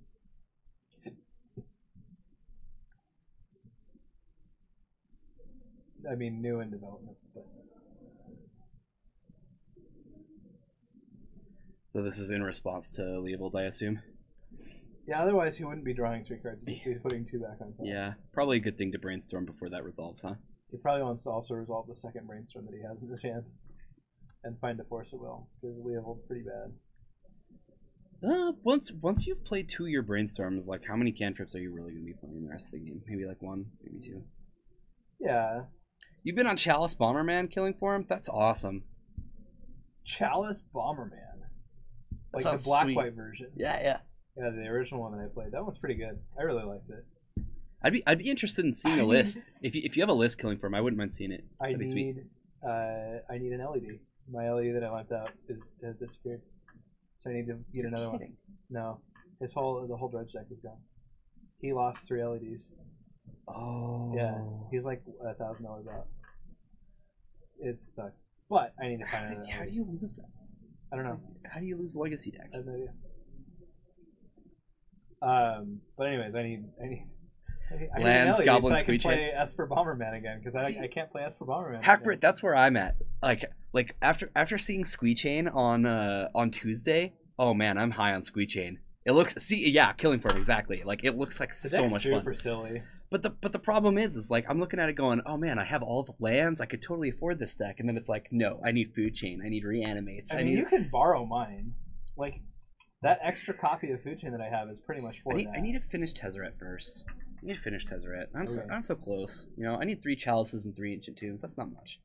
That's not too much. You can also borrow my ancient tombs. No. I'm buying them. I mean, they're like $30 a piece. We will get there. I think they're 40 now. Oh, are they up? Yeah. I got mine for like 28 a piece. Yeah, that's great. Because I'm a genius. I also got my cities for less than $200. Wow. So you thought TJ was gonna win this game, and here comes Terry. He's like, no. All it takes is a Gurmag Gangler for a couple turns to make it so this thing can't attack, and next thing you know, Pyromancer has just stolen this game. Well, it hasn't stolen it. A couple more Taiga. See, how many did he run killing for him? I think he just ran 1 of each duel, right? Like one Taiga, 1 Badlands, 1. He had a lot of Taiga? basics. Yeah, I think it was a lot of basics. I think it was because one of each. I think it was one of each. Bayou, 1 Taiga, 1 Badlands. Yeah. I think. A Taiga is not bad. Like if all you need is 1 Taiga, Taiga's like 110 right now. that's not bad at all. Badlands are nearly $200. It's not surprising. Like 170. I'm so glad I got my 3 when I did. Yeah, I'm sad that I sold mine.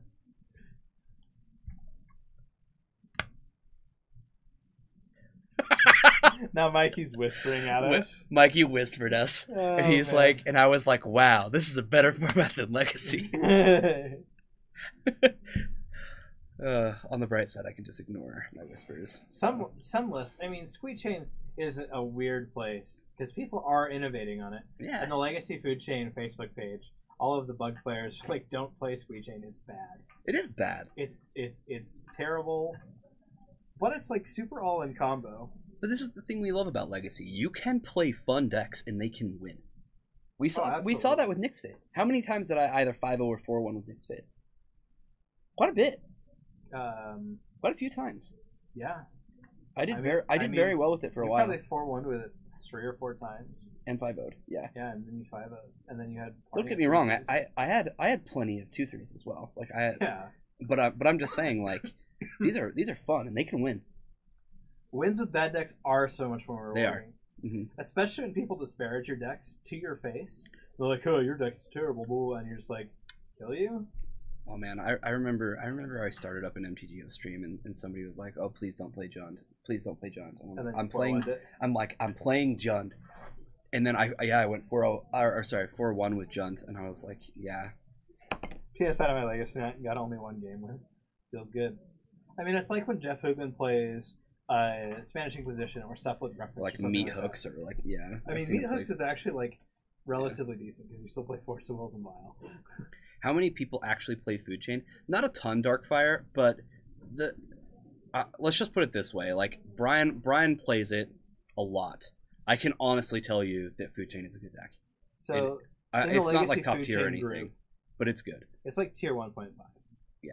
You still play Force Wills and you can still play Control. In the Legacy Food Chain group, there's 120 people. So that's not a lot. Yeah. Internationally, there is maybe 200 Food Chain players. Maybe. That would be extreme. Yeah. If there were 200 of them. Yeah, drawing a million cards just feels great.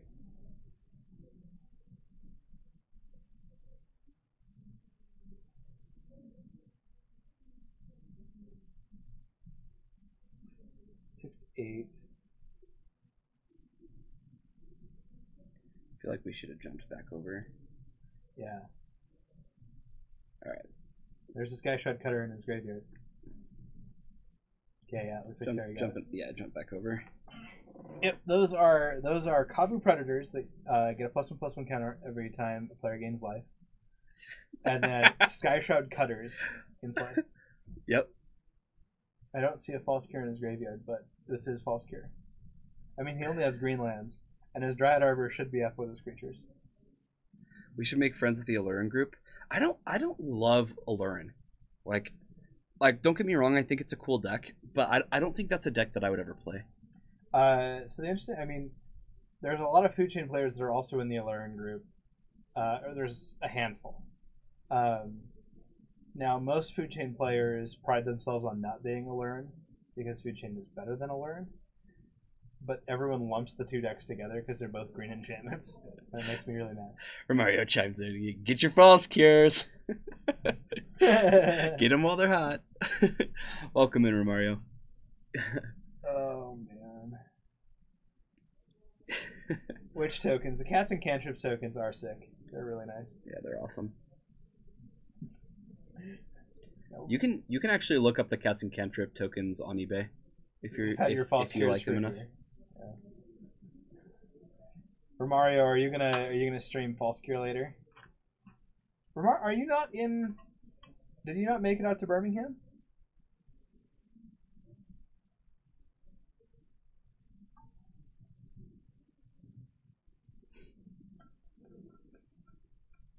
Oh, he's not gonna stream. He's not gonna stream False Cure. But you can put Deathrite Shaman in the deck. Oh, by the way, Romario, it did make me mad. I don't get to tune into your stream often, but I did like a week ago or something like that, and you were playing Grixis Delver, and you like the first thing you said when I tuned in was like, I don't normally play like tier 1 decks, but today I'm going to, or today that's what we'll be doing, and I'm just going, I missed out on the cool stuff. Yeah, then he 5-0s with Slow Depths. Slow Depths is sweet. I mean, all Depths decks are sweet. Hey, did False Cure just win that one? Yeah. I'm pretty sure. Yeah, it looks like they're going back. Looks like they're going back to sideboard, yeah. Board. Yep. I mean, Tireless Tracker is good, except when your opponent has like 6/6 tramplers. Gotta look up False Cure. You definitely do. I didn't know what it was either. Brian had to inform me. I have owned several copies of that card in my lifetime. What are they worth? Are they expensive? You have a friend that went to Baltimore. Oh, they're only a couple bucks. The deck is bad. Of course it's bad. That's why it's up my alley. You just want to be good with bad decks. You're like me, Kyler. Yeah, I am. Why do you think I told you that I was like seriously considering playing Food Chain? I love the Food Chain deck. Right. Being good with bad decks. Being good with False Cure. Let's see. Friend that went to Baltimore to play in the Classic. Wanted to get some real testing of your system. Yeah, they're like nothing. $1. Yeah. Get your False Cures for $1 before they don't get bought out because they're not on the reserve list. What's so funny about all the buyouts is like if you buy out something that's not on the reserve list, you're basically what you're doing is you're making it so Wizards has to reprint like some crappy card. It's great. Like Kavu Predator. Is False Cure like a green stompy list? Kind of. So you have two game plans, right? You have a game plan where you're kind of using Kavu Predator and Life Gain for your opponent to get big creatures like bigger than Tarmogoyf and just beat down. And your other game plan is to play False Cure and then go like Reverent Silence, Sky Shroud Cutter, Invigorate, kill your opponent like that. Not even. They lose 2 life for every 1 life gained. Yeah, so they still gain the life and then lose. Oh, they still gain the life. Yeah, so they only lose 1 of each. So they lose 6 instead of gain 6. That I didn't catch. It's not a replacement. It actually lets them gain a life. Okay. Yep. So it allows things to trigger. It's kind of interesting. He wanted to get some real testing in. Yeah, I know. I was sad. I don't I don't buy playmats very often anymore either. but the port is, I seriously consider getting one. I own an Ancestral Recall playmat and a Weatherlight playmat. Like old school Weatherlight. I really like that playmat. That's my favorite. Yeah. Not even close. Don't let 2 cures result in the same turn.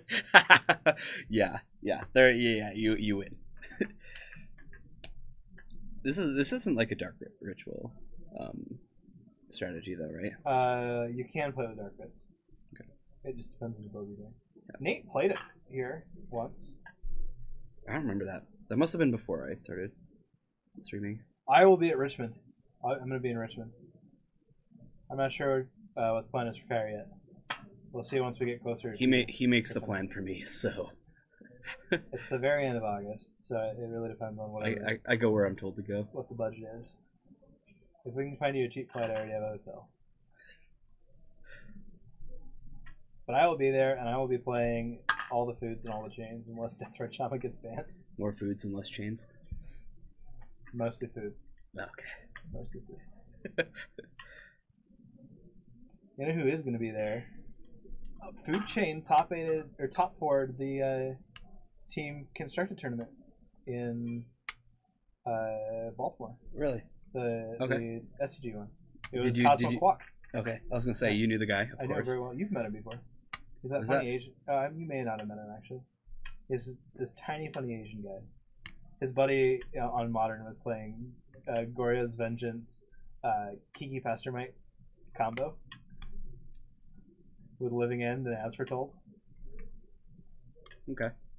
So as Goryo foretold. The deck is hilarious. Romario, that sounds fantastic. I love breweries. I don't know. Poor Brian.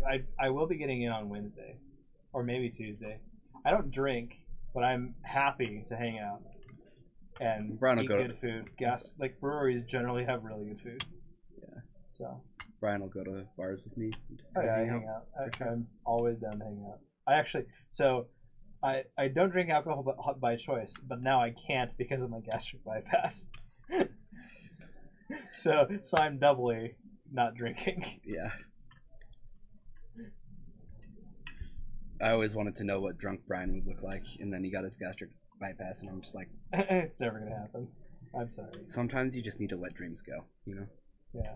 Well, maybe in a year from now, if I have a change of heart and decide to start drinking, I'll drink one beer and be drunk, and you'll be like, Brian's a lightweight, and I'm like, I can't help it. Yeah, he's got some duels. Like I know he has a Bayou in the deck, Darkfire. He probably just doesn't have the second Bayou or something, using an Overgrown Tomb instead, which I respect. I can't tell you how many people come up to me and they're like, I just don't have the duels. I'm like, well, you have most of the duels, so I'm sure you can make it work. You'll be fine. You'll be fine. You know, just your 3-color deck with Ghost Quarter. Yeah. Yeah. I mean, everything is normal here. Nothing's wrong. I mean, like, Ghost Quartering the Thespian stage as you're comboing off makes a lot of sense. Yeah.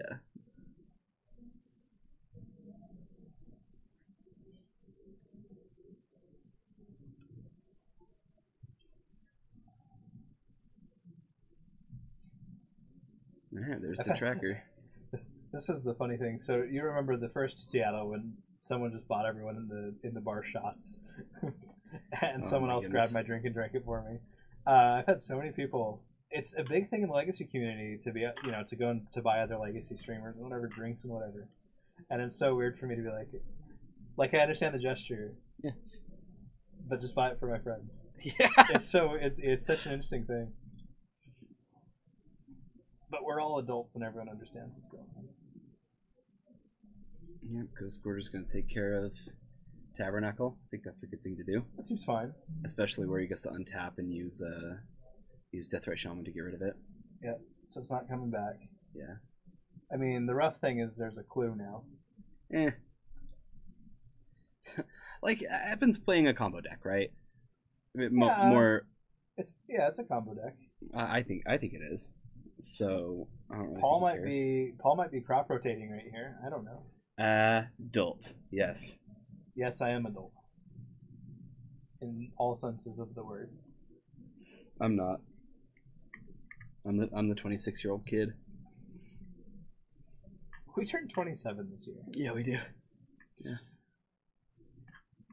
See, it's like, I mean, this is when you start feeling like you've kind of passed. You're like, what did I do with my 20s? What have I done? Am I past my prime? Yes. Everything from here is downhill. Yep. I'm gonna enjoy the nice slippery slope. Yeah. Put your arms up, guys. You're allowed to say woo if you'd like. Are we doing GP Vegas in June? Yes. Absolutely. Our entire store is gonna be there. Literal everyone. Yeah. I think we have 3, maybe 4 employees and two, maybe 3 employees and 1 owner who is not going. Yeah, so actually Vegas is the closest GP we get to the Salt Lake Valley. Well, ever since like what, 2012? No. There was one in 2014. 14. The last one we had was in 14 because it was a 14. week before I got married. Yeah. So 2014 was our last GP. We haven't gotten another one. So our closest ones to go to are Vegas, which is about a 6-hour drive, or a really short flight. Yeah, or Denver. Or Denver. Denver is really close. Yeah. But Denver is team limited. And it's in October. Which is lame. I mean, Oktoberfest in Denver is probably okay. Not that I would know, but most people going might enjoy it. I probably would. I love any drinking festival. I mean, Denver has a lot of breweries, right? Yeah, it does. Well, yeah, it does. That's some good ones. I'd be fine going for just side events, probably. But yeah, Seattle. I'm definitely playing one of the Beta Rochester draft Dominaria things to try and get in and do that whole thing. Mm-hmm. And we'll see if I play. I'm definitely not playing Modern, and I'm like pretty much no on the limited GP. I just don't like the value of non-legacy GPs. Yeah. Cool, Darkfire. See you there. There is a shortage of GPs. The West Coast, it's been better with CFB. There's been more West Coast GPs, but I might do Sacramento in July. I like Sacramento. Me too.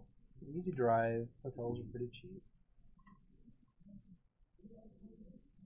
I like another Ghost Quarter.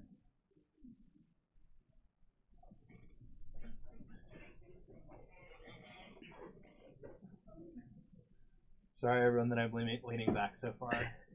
It's just to relieve some abdominal pain. Hasn't been that long since his surgery, so coming up on 4 weeks on Monday. Still getting over it a little bit. You know what I realized today? Mm-hmm. The sweet pork at Costa Vida is too sugary for me. Yeah, like, absolutely. It's like it tastes like biting into. It's like candy. Cane. Yeah. Mm-hmm. Why do you think I like it so much? It's excellent until like you're super sensitive to sugar. Yeah. I got 3 bites in and couldn't. Yeah, you probably need to get the chicken from there, huh? Chicken or steak or the pork verde or chili verde pork or whatever. Today was the first day I went there to try and, because I just got a deconstructed salad. Yeah, figure out what you can have and what you can't. And I was sorely disappointed. Mm-hmm. Considering they have tons of salads. You pretty much just have to custom order something. You just tell the person, just be like, hey, this is my situation. Can you just put some lettuce into it and some chicken into a bowl with it's not with a side of ranch, a side little thing of ranch. Yeah. Well, actually, chicken and beans is best. I don't like the chicken lettuce leaves very much right now because beans are essentially a vegetable because they're high in fiber and all that. I'm sure it's really good for you. Yeah.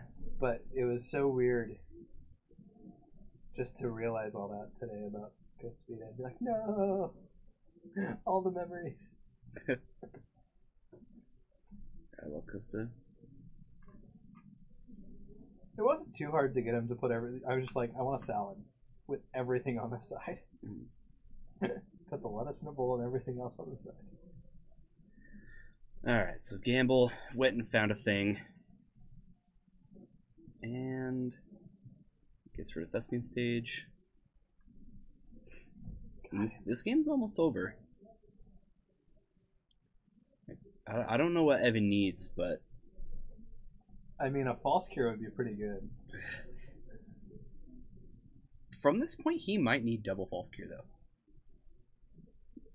Okay. Yeah, okay. Depths. Yeah, that was pretty good. I mean, we would have seen a crop rotation if there were a crop rotation. Right. 3 mana. Invigorate. Swing 6.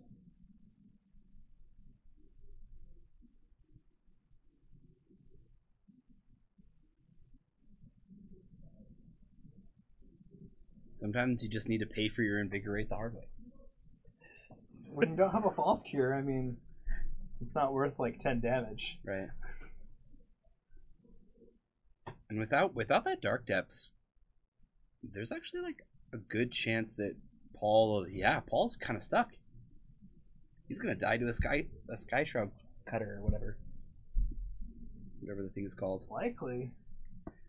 This is an odd. I mean, it's gotta be an odd feeling for Paul here. There's still ways out, obviously, but like,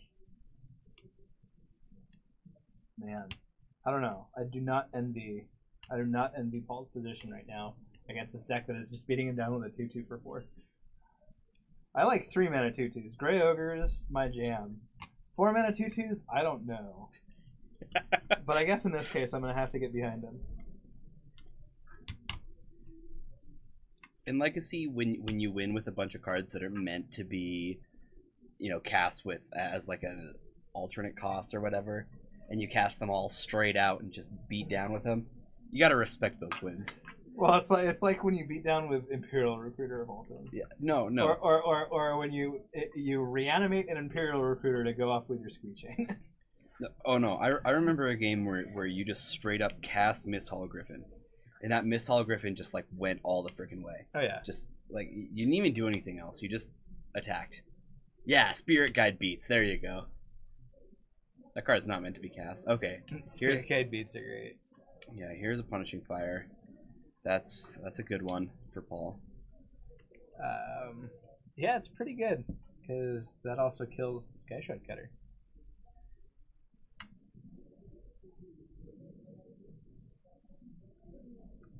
We need a gamble just to get him down 2 more. False Cure, Reverent Silence wins the game. False Cure, Invigorate, Reverent Silence wins the game. I mean, pretty much anything good with False Cure. There's 2 Sky Shroud Cutters. 2 Sky Shroud Cutters and a False Cure wins the game. Yeah? Are we going to see it? Please. Show me the money. Maybe he's just not even playing False Cure in his deck. Give the people what they deserve. Give us everything that we deserve right here, please. False Cure, Sky Shroud Cutter, lol. Beat Paul the Legend Berman on camera with False Cure. With False Cure.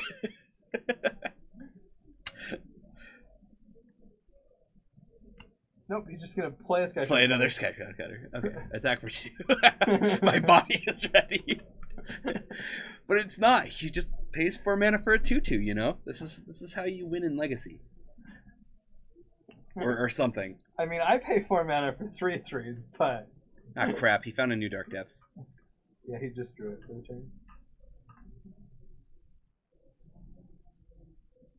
He's forced to pass the turn. Does he just have like 2 more Ghost Quarters in hand? And a Punishing Fire. Oh yeah. Okay, so he'll be Punishing able to... Fire, gain a life, Punishing Fire. Yeah, he'll be able to kill both. Okay. Dang it, Evan. We're supposed to have a real game here.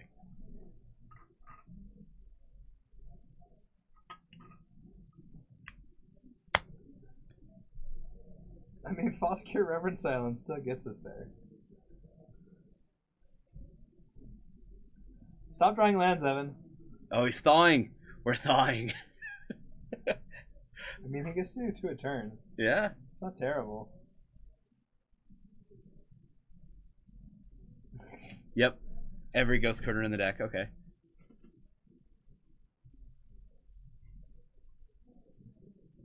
Oh man, ghost quarter. Go ahead, keep thawing. Yep. Get dark depths. Okay, they should be in time. I'm gonna go double check on the clock. Probably pretty close.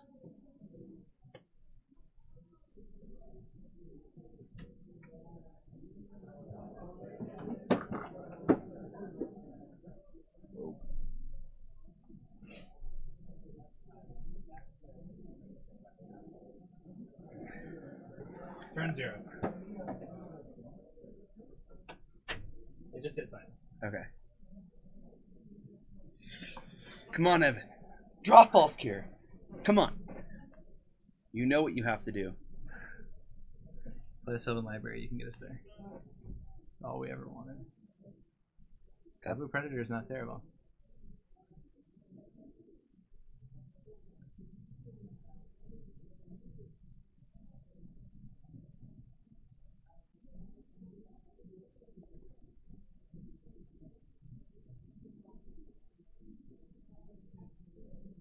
Invigorate it.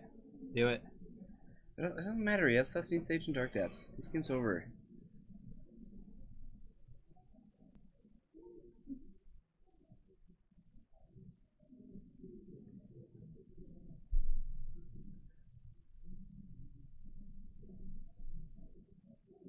I'm so sad. I know. Sad right now. I know. Unbelievable. Yeah, it is a cute deck. I know. Oh, false cure. You gotta root for the cute deck, okay? You just have to. I'm pretty sure that's another rule.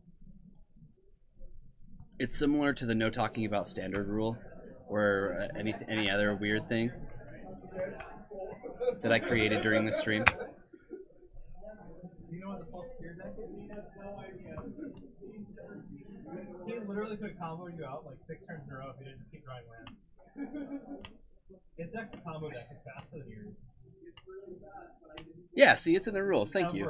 You have to root for the cute deck, and in a legacy tournament, you're not allowed to talk about standard or weird limited formats outside of cube in chat. Like these are rules that everybody knows about, you know. So I'm overhearing them talking, and apparently Paul had no idea what the false cure deck was. Pretty funny.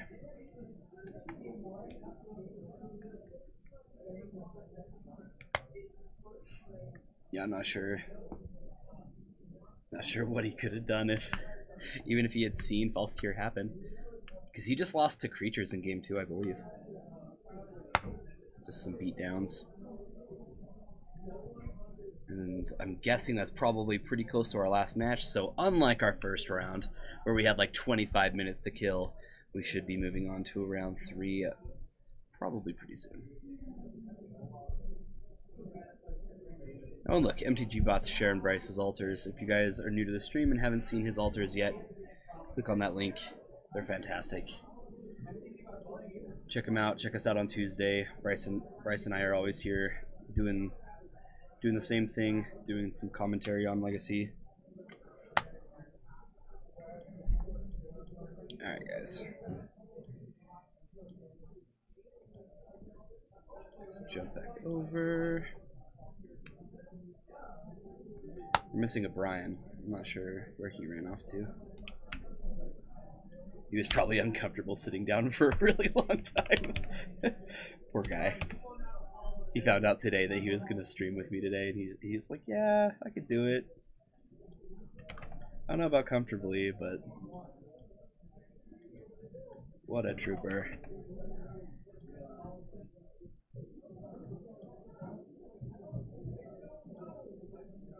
Okay. Get round 3 set up for you guys.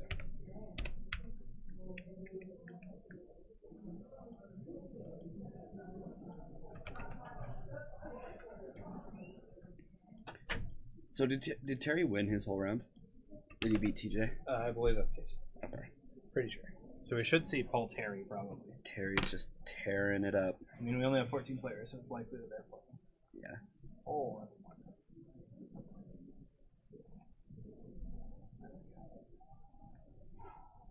So he said the first time he saw it played, it won a trial. Oh, A really? GP trial. Evan said that? Yeah. Okay. He's new to the area too, so he's playing this first time. Awesome. And Remy, I walk out and Remy is like, yeah, like super excited. Yeah. Paul had no idea he was playing against Paul Yeah, Terry. No idea. That's fantastic. Yeah, I saw Remy. Game one, he was sitting on Sword's False Cure in his hand, like the entire game. But Paul just never went for the 2020 when he had it available. So Weird. Yeah. He probably should have just waited. It's like, oh no, because he kept him off his lands. Oh, that's unfortunate. That is one way to beat a Dark Depths deck. Nice 2020, bruh. I'm gonna cast this card and then kill your guy, and then you die. Oh, and you die. and there's that one thing where, normally how you go up to 40. Yeah, you're dead. Hackbird, I absolutely listened to that episode. Have you heard it yet? I have not. Okay, I'll send you the link. Yeah, you need to send me stuff. It's really good. It's a really good one. If you really want to understand Turbo Depths theory and just Dark Depths theory in general, it's really good. Put together a good cast. Woohoo! Well, Paul's sitting back down. I think he just knows he's going to be playing this round. Oh yeah, he should be. If you're 2-0, you're probably going to be. Oh my goodness! Is that Austin? Is that Austin on Show and Tell? Austin's 2-0. I mean, oh my goodness, I'm so proud. Oh my goodness. So Austin's one of our workers here at Paragon City Games. you're so proud of you. I was very proud of you. Oh my goodness. Okay. So Austin's actually like our assistant manager here, and he's never played Legacy before. And he is like one of the most enjoyable people to talk to and be around. And with a little bit of help, he's got a sneak and show. And looks like he's 2-0 and doing some things, so. What? Shay Terry. Shay Terry? Ooh, oh man, these are good matchups. Yep. Oh, these are sweet matchups. Show and Tell is really bad for Lance. So Austin should win this. Austin could 4-0 this tournament. Yeah, but he doesn't know the matchup though. Like, yeah, you can get the free win, but he still doesn't know the matchup. He doesn't know any matchup. All he needs is a turn 1 Gristlebrand. I mean, this is a really, really good deck for a person who doesn't know the format, right? Oh, it absolutely is. Because it's a questions deck, not an answers deck. Yeah, but you just sort of say, okay, I've got a ham sandwich. Can you stop my ham sandwich? Right. But that doesn't stop me from being proud of him. Because like he even told me, like, he walked in before the stream and he was like, Kyra, I'm so nervous, I'm like shaking. Yeah. Like he's because like he's like touched Modern, but he's like really intrigued by all the legacy that goes on in the store. Oh yeah. And oh man, I'm just proud. I kind of got mad at him for building Show and Tell originally, and I'm like, Show and Tell is a great deck to start playing Legacy with. I actually kind of disagree. Okay, it's a good deck to start playing Legacy deck if you want to win right off the bat, or if you want to pick up wins right off the bat. Yes. I actually think you should pick a deck where like you have to learn the format. You have to learn the format. I suggest doing an answers deck. It's gonna be rough. It's gonna be rough, but you're really gonna get the format. You're gonna understand what's going on, and then when you switch decks, you're just gonna be that much better. Yeah. A ham hoagie with just a little bit of mayo, some iceberg lettuce, and some mustard. Greatest thing on earth. And if you really want some melty Munster cheese. Thanks for sharing. I mean, he said ham sandwiches are good, so I had to improve on his. Well, that's just fact. Heck. Well, Austin's already mulliganing, so that's the thing. Do we have a 1K tomorrow? No, there is a modern one too, though. Oh, That somewhere gave me else. the Sandy.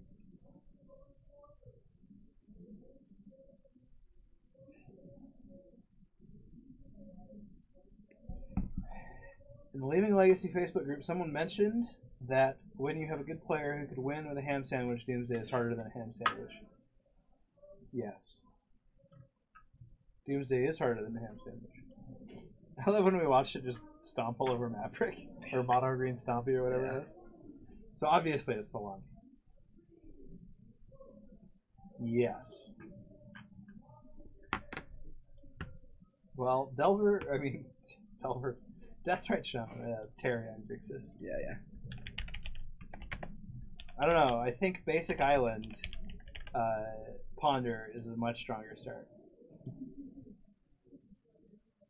This is our backup match. We've got both matches going on. Yeah. So We're gonna watch. Yeah. Yeah. We're gonna watch Austin because we love Austin. Of course. And he's like never on stream. All these other people have been on stream multiple times, and it's Austin's turn.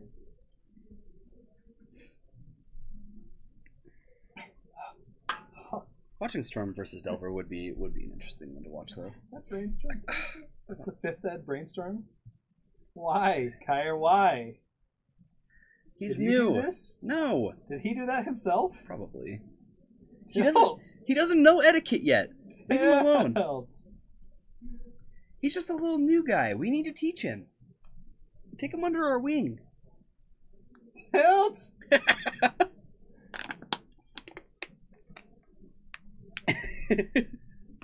So right now he is doing the hardest thing that you have to do with this deck. I mean, mulliganing is the hardest thing you have to do with this deck. And the very next thing is learning how to cantrip. Does he have Caracas or Crop Rot? Yeah. I don't know if he main boards it Darkfire, but he definitely has it. Did he mulligan to 5? I think he did mulligan. Yeah. That's why they got started pretty late.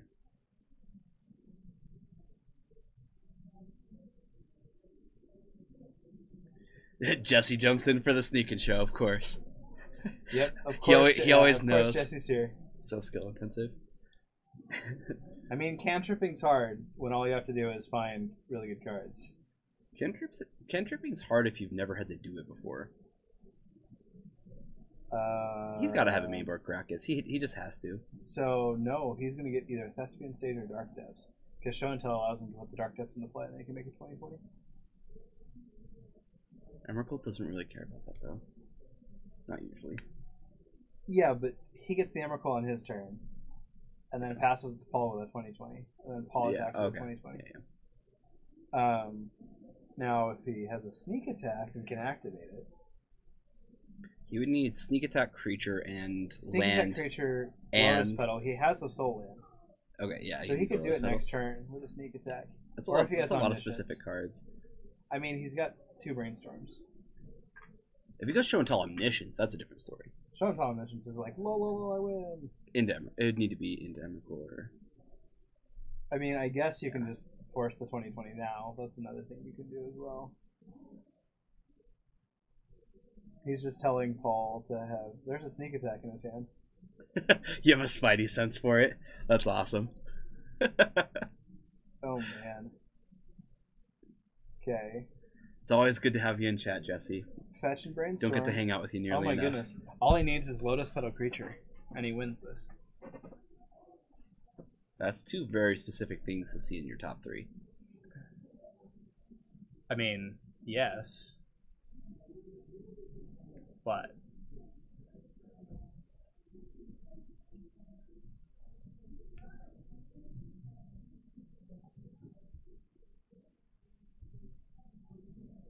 You gotta brainstorm here. You gotta take the 2. No, he needs to brainstorm so he can find the 2 cards. He doesn't have any mana to do it next turn. Well, Austin will get to watch this replay and hear my commentary. Hopefully he's taking 2 life from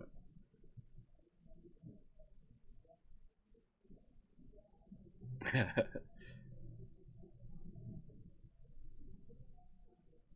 For sure, Jesse. There's a Lotus Petal. So he had it. No, he has to have the creature. Doesn't have the creature. Now he has to brainstorm into another Lotus Petal and the creature. A 2020 can't be made this turn. He has another turn. No, it absolutely can. Look, Wasteland Forest, tap the Thespian Stage. Oh, 2020. I don't know. I was thinking. Where's the sneak attack? You just lost. Yep, just make a 2020 kill you. Yeah, you're right. He had to do it.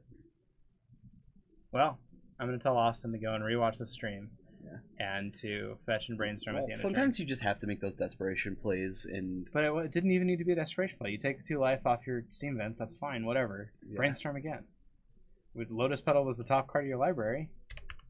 I mean, obviously, we could have gotten there. Yeah, maybe. Alright, let's see what's going on over here. It's probably still game 1. I would assume. Got Dazed Wasteland, Gitaxian Probe, 3/1. He didn't have an Emmy. He had a petal. the Emmy in hand. Yeah, he didn't have the any petal. creature. He drew the petal off the top. Yeah, we saw Landsbeat Sneak and Chun game 1. Yep, it happens. Apparently. Yeah, I thought you'd seen everything in life.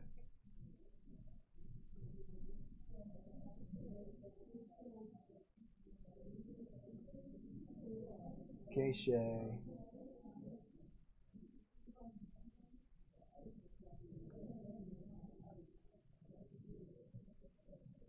And away we go.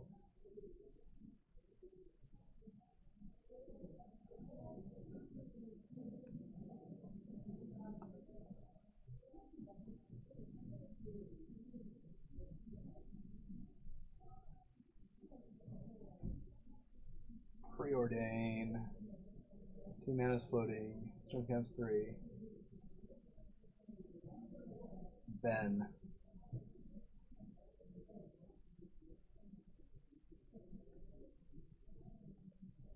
So he only has to fight through a daze.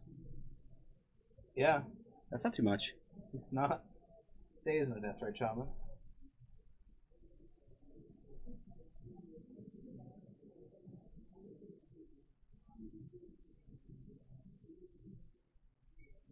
I mean, he's already started the combo, so he's pretty certain he can go off.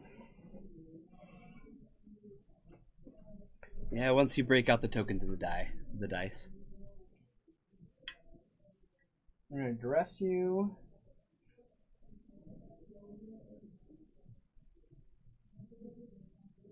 Yeah, eat the darker. That makes sense.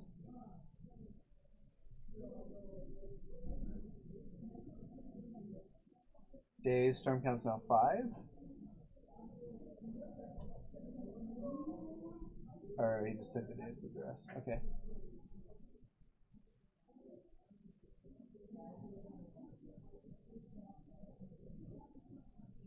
Two up to 5.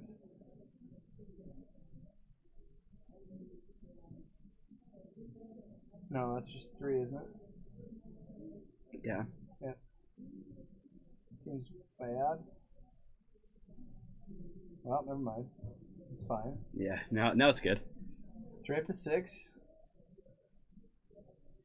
Yeah, it looks like he's gonna get this one. Probably be.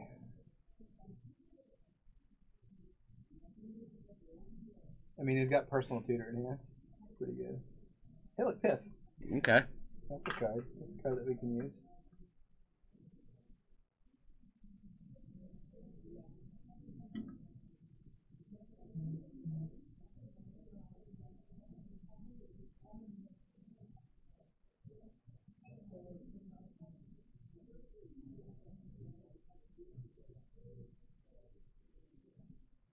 Counting it out. So he went from 6 to 3, 3 to 6. He'll have a lot of mana. 6 to 9, personal tutor. There you go. That's it. It's always a blast down here, Darkfire. Always. Take it down. Having a lot of fun.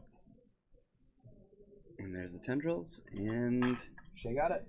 Shay gets game 1.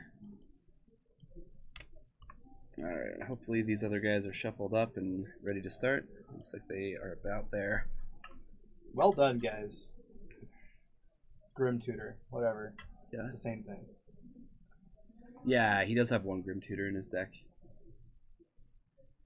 I don't think most Storm decks like to use that. Definitely not Personal Tutor. That card's not great. Grim Tutor's like a $35 card or something. Yeah. Isn't Grim Tutor reserve list? Is it not? It's a media promo. Is it a media promo? It's really hard to get. Yeah. I'm pretty sure. I'm pretty sure I know what's going on. Grim Tutor's what? What? Yeah, it's reserve list. I could have sworn it was. When did this happen? I swear it was like this shit. Holy wow. Oh yeah, it was only in the starter 99 set. That's right. Personal Tutor's like this. Yeah. It's a good card. Grim Tutor's interesting. Grim Tutor is interesting. Well, the same cycle of Mirage Tutors, but it's sorcery speed. Yeah. Yep. I have lost to this Grim Tutor twice. Feels bad. It's a good one of. Like sometimes you just need that like 5th Infernal Tutor, you know, and like it also comes with like other advantages of like, hey, you don't actually have to have an empty hand, or you don't have to be like pitching stuff. You know, That's true.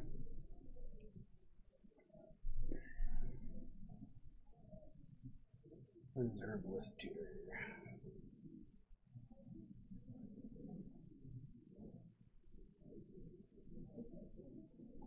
Pretty sure that Misty is not exile. what do we know? Maybe I don't know. I mean, turn 1 of the game. It just hit the graveyard, and Paul just very macabre it. No, I'm kidding. Yep, that Fairy Macabre that's obviously in the graveyard. I know. Depths number 2. Exploration. This is a start. That's a start. Yeah, sure is.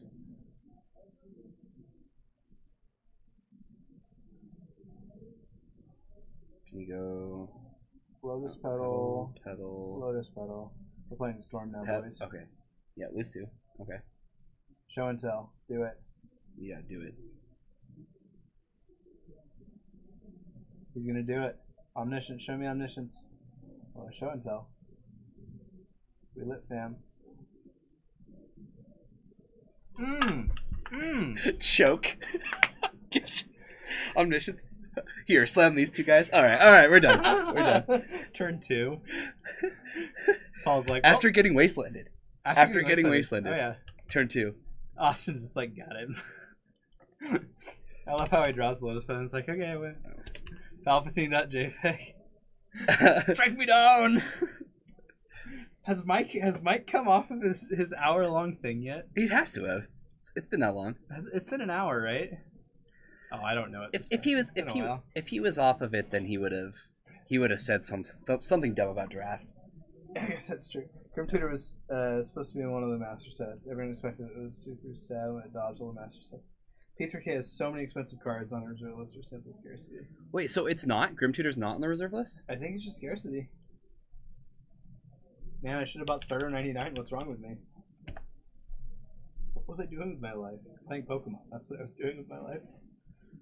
You were playing Pokemon at that time? That's right. Yeah, Pokemon came out in 98. So, like, I didn't play a ton of Mercadian Mass Block because of Pokemon. Then I came back in Invasion Block.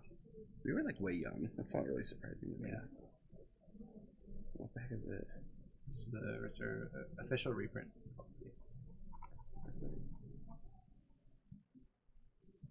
You have to go to Starter 9 way at the bottom. This is by set. Keep going, keep going, keep going. All the way. Probably all the way to the bottom. If it's anywhere. Nope. It is not reserve list. I don't think anything from Starter 99 was. Yeah, nothing from 97 off. They are notorious for overpriced reserve list cards. Well, Delver's Secrets is Terry's first play. It's a pretty good start.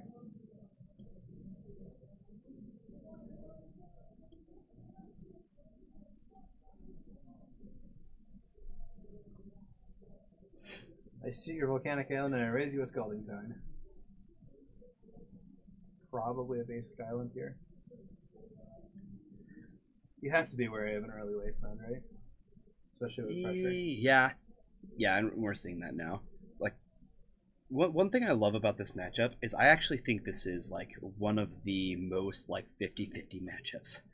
Whenever I've seen it, it's a different deck like each time. Like it just like switches off. Like Delver will just have like a couple of timely dazes, or like Ant will go off a turn earlier than they want them to be able to. Yeah. You know, sometimes Delver just gets those creature heavy hands and just can't beat Storm. Other times, Storm just can't seem to get what they need off of like 3 brainstorms. And, you know, it happens. It's just an interesting match. I remember buying some Portal and Starter 99, mostly because of the basic lands, since those sets weren't legal in Standard. Yeah, I bought Portal. I forgot to bring that Portal deck with me so you can look at the lands. Oh, I want them. Yeah.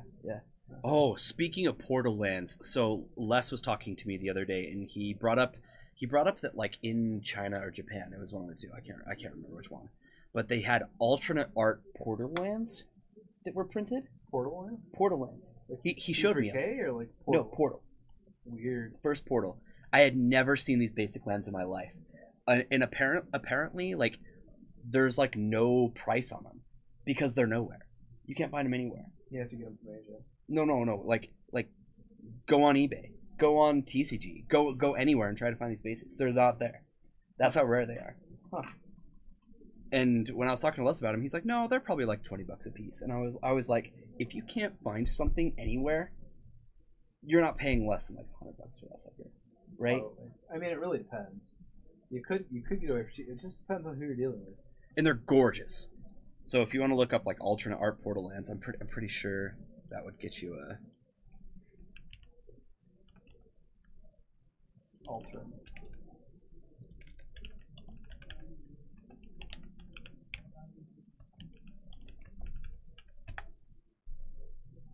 obviously Chinese fakes. No, they're not Chinese fakes.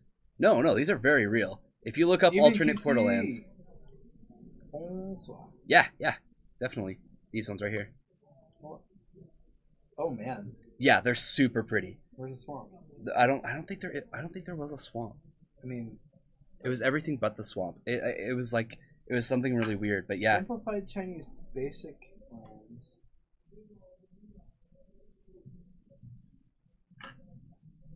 Whoa, you know some people that also know that know some people that rob some people? Oh man. Repsol, thanks for following. Put that on screen. You can just search it. Oh no, it's right here. These 5.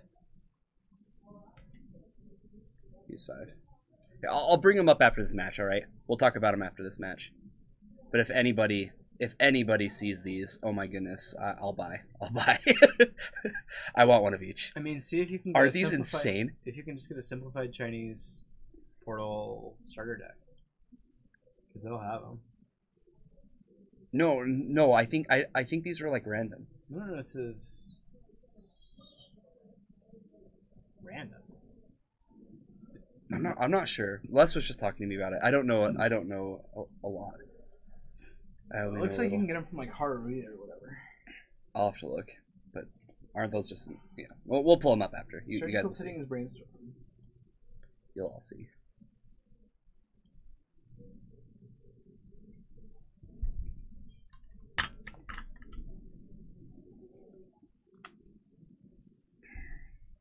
So if you like the stream and you happen to have some of those lands, we take donations of those lands. And by we, I mean I. And by take those donations, please send them to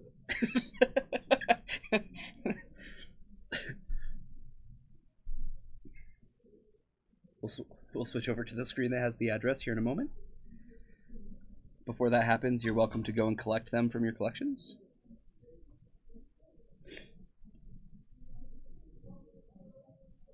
Get them put in a nice envelope to safely ship our way. And by our, I mean my way.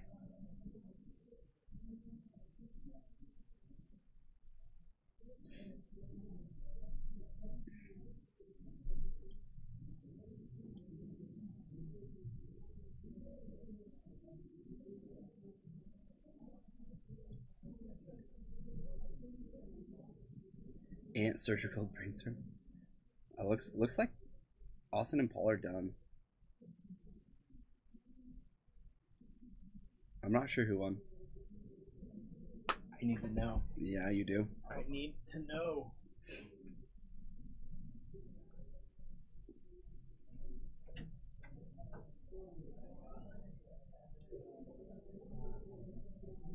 Did you win or did you win? You gotta go and rewind.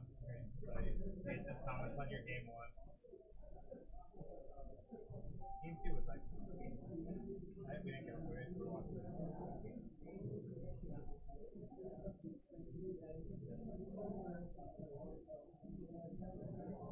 You found a set of 20 for $700, Sun Dodger.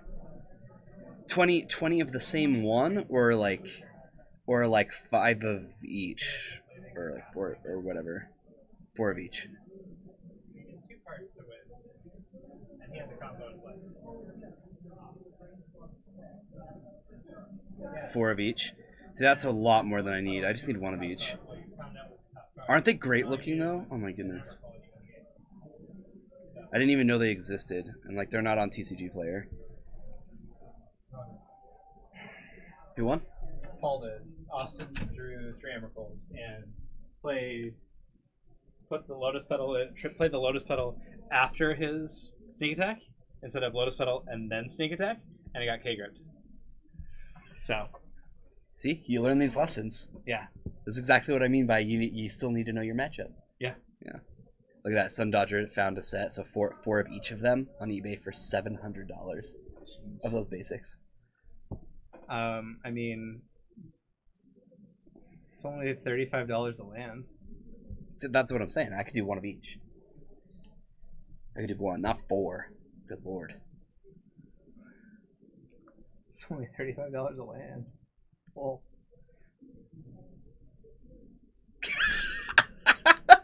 What? It's better constructed from the Legacy. He's back.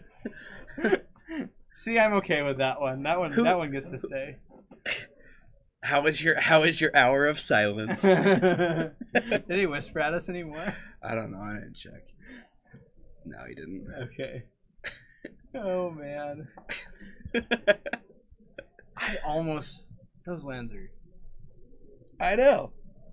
Yo, you're thinking about it right now because you know that you'd sell 1 of each to me, and then you'd have 3 of each, which is all that you'd ever need. Yeah. And I'd be able to sell a lot of the rest of them. Yeah, Les would want 1 of each. Well, and I only need to keep Swamp Island Forest for food chain because I do need to up my land game in there. That wasn't harsh enough for the words he used. Did he get banned again? Don't. Don't. Oh my goodness. This is his. Is that 100,000 seconds? Yes. Okay. This is his 5th time being timed out from chat. It was like 10 minutes. No, like 6th. 10 minutes, 10 minutes, 10 minutes, 20 seconds, an hour, and whatever this is. 2.5 hours. Yeah. He won't. I mean, he won't be able to talk until our next stream. Sorry, Mike. I didn't do it. He was asking for it. Oh my goodness, that is so funny. Hackberg, it's been escalating. No, it might be 3. So, 98. Yeah, oh my god. 3 hours and 2,000 seconds. Well, it's fantastic. The stream's been amazing. It's well over 3 hours. 27.8 hours. Oh, I'm thinking 10,000. Yeah, it's 100,000. It's over a full day.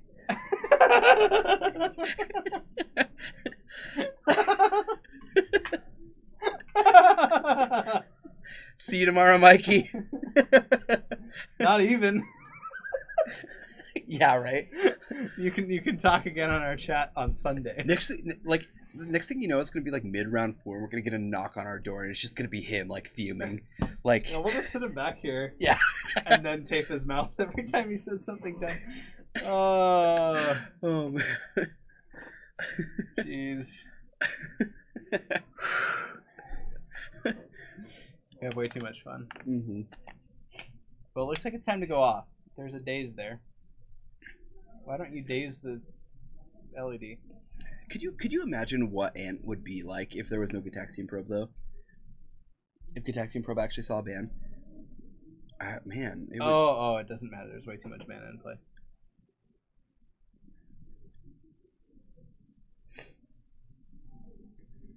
Maybe he learned his lesson.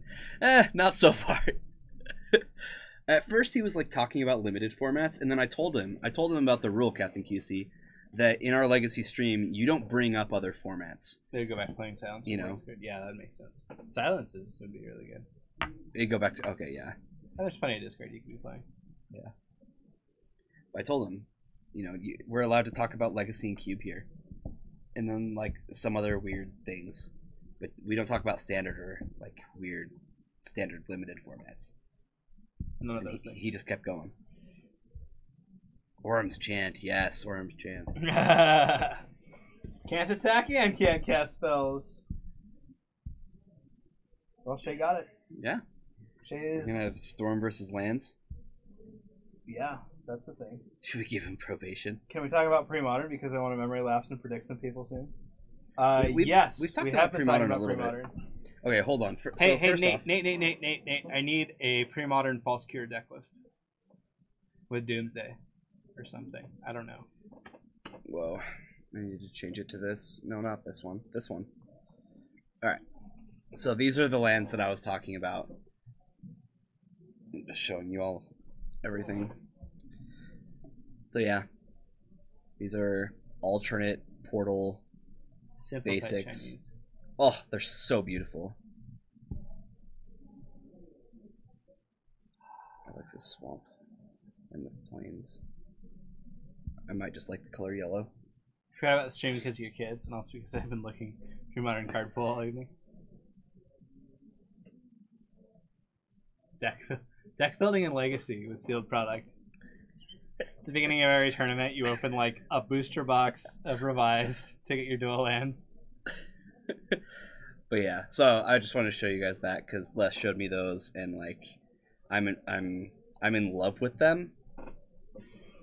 If that, I didn't know I could be in love with like some weird objects, but apparently I can. And then, yeah, that's my whole story. So now I'm gonna try to convince Brian to buy them and then sell them to everyone else. Yeah. I mean, maybe. Oh, pre-modern. We were gonna talk about pre-modern, right? Some more, yeah. A little Nate bit. wants to talk about pre-modern. All right, let's talk about pre-modern. Pre-modern. I mean, memory lapse predict is sweet. All right, Brian. I'm gonna let you take the helm because this is a place where you want to be. So everyone, for anyone who still doesn't know what pre-modern is, here's your band list. Demonic Consultation. All right, so this format ranges from Ice Age 4th Ed Yep. to Scourge, and it has quite the ban list. So they're really getting rid of like huge archetypes that were around in those standard formats, right? Yeah, they don't want the Crazy Goblins deck. They don't want Mud to be stupid. Frantic Search is just a dumb card. Yeah, no entombing, no Brainstorm Force of Will, no Earthcraft, none of that crap. Yep. No Mind Twist. No And land then tax. your big things here are gone. No Tendrils. Bad format. World Gorger is also gone. At least Tinker was legal, but all the artifacts are garbage. Right. I mean, you can Tinker Masticore. Yeah, that seems terrible. Yeah, it doesn't seem great. Tinker's so much better when you can play it with Memory Jar. Tinker for the memory chart. I mean, that was the combo. Yeah, I know. Anyways, here are some of the deck lists that they have. Yeah, we've been through this a little bit, but we can run through it. So this is the 4-color. This is kind of like 4-color Miracles. You've got your Decree of Justice is essentially your Entreat. Belvis Portal. I mean, maybe. Are you gonna play like Sarah's Avatar or something and swing for like 20? There's your sideboard. Teferi's response in the sideboard. Another thing about this format, when you play it, you actually have to play with the original like card. If there's, Cards have to be printed in one of the sets. yeah, you can't play with some new board or counterspell. Nope. It needs to be a Mercadian counterspell Masks, from that. Ice Age. Yeah. Tempest. Also, with accumulated knowledge, you have to get the old ones. Mm-hmm. Tricks. This is a deck that I want to build just because Tricks is silly. Tricks is such a funny deck. Here's Mono Brown, where your win cons are Masticore and Karn. I'm so behind Karn. You know how bad I want to make my Urza's bobble a creature and it just dies? I mean, maybe. You would make your opponent's Urza's bobble a creature and then the second response. Yeah. Gets rid of Zuran Orbs. Come on, Kyra. Yeah. Here is Rexer, 4 of Avalanche Rider. See, this deck's so cool. Like, this is the deck that I'm looking at going, oh man. You know how bad I want to play Survival and Reoccurring Nightmare? Ooh. Ooh. Oh yeah. Feels so good.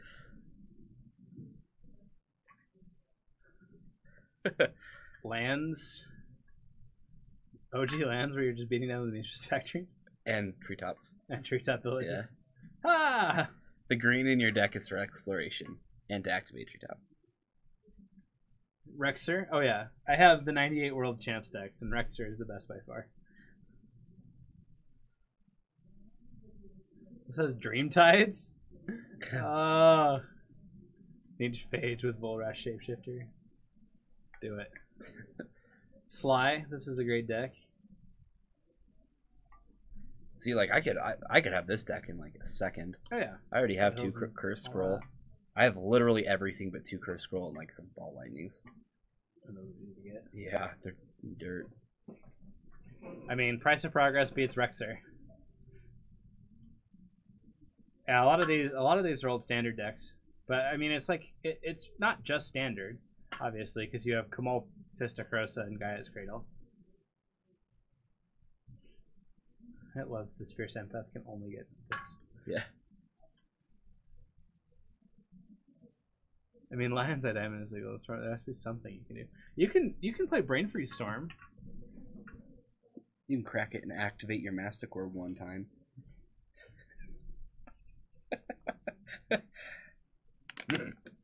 Sorry, sometimes I think I'm funny. Here's Port Goblins without a recruiter, because that would be disgusting. This is probably plenty disgusting. I mean, the deck's great. Click Slither is actually amazing. Yeah, it's really good. Ringleader. I don't see Ringleader and Lackey. Ringleader Lackey is really good. Yeah, today's Legacy GP. I know I missed that too, but I gotta watch day 2 tomorrow. Yep. Blue at Standstill. There's another Decree of Justice. This is another Miracle style. Just gonna make sure we don't miss anything. Okay. Sorry, continue. And then Counter Revels. This deck is hilarious. We didn't get to it last time. No, we didn't. But this is Lin This Civi. is sweet. And you just search up all your Revels and you just play counter spells on it. It's like, haha, beat down with 1/2s and 2/2s. And a 4/7. 4/7 Vigilance. And then Enchantress. You can play Enchantress. Opal. Yep, go to the Opalists. Yeah, this deck's sweet. But you need 4 or 3 Sanctums. Yeah, Sarah Sanctums aren't terrible, well. It's actually probably one of the more affordable ones. Punishes are... Sarah Sanctums went up though, did they? They did. Aren't they like $100? I think they're a little over 100, but they're not Gaia's Cradle level. Why are we not looking at a match? The last match ended. Yep. So we're waiting for round 4 Captain QC. So we're hanging out for the next 15 minutes. And here are all your legal sets.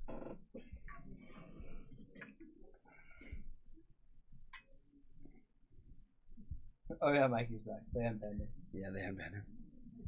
See, I couldn't figure out how to do that because I never do that. I never ban people, so. Wouldn't be a problem if we were streaming drafts. I mean, it was Storm versus Grixis and Lands versus Sneak and Show. Yeah. Someone's going to be playing Sultai Gilded mode. I mean, probably. in Dominaria draft.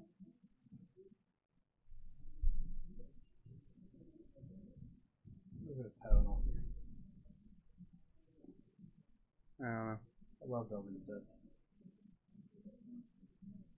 I forgot that 7th edition came out between Plane Shift and Apocalypse. I forgot that.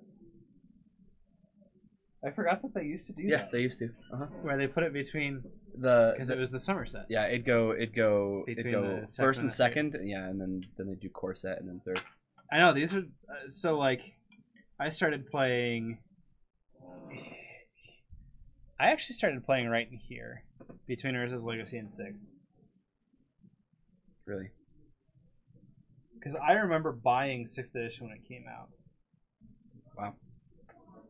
I started in Legions. Almost at the end of pre-modern. I know I missed almost all of this. And by almost all of this, I actually just missed all of this. You pretty much played Legions and scared you. Yeah. Dude, there was some good Magic. Is that why you're so excited about this format? Oh yeah. This is nostalgia. I played at least half of these sets. It's gonna be hard to get like a huge group into this, especially while we have Legacy. Urza masked blocks. Those 2 blocks were the best. Like that was the best Magic because of how swingy it was. Yeah. How much you had to fight for it. If you had stuck around to Odyssey, you never would have quit. Probably. Odyssey was great Magic. Honestly. Dude, Invasion Block was sweet. I wish I played during that one. Invasion Block was. It was like the first real like colors matter set. I love multicolor sets like Shards of Alara and Cons. I really enjoyed. Yeah. So I think I would have really liked. All pre and reprints of cards in the above sets are legal. Oh. Oh, and above it says. Yeah, I guess. But you can't have alternate printings of it. Oh, so you don't have to use the original one then? You lied to me? You should use the original ones. Where I read it first, it wasn't that.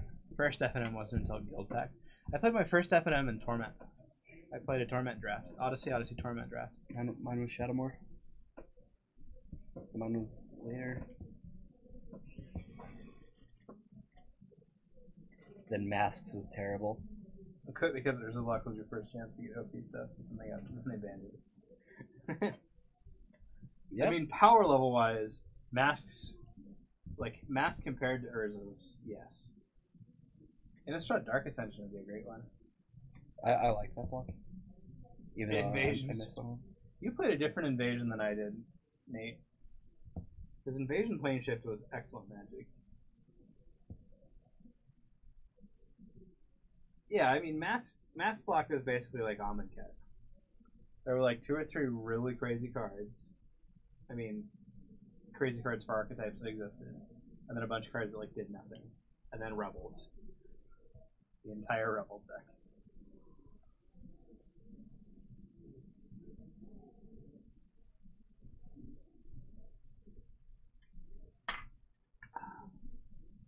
Mint tea.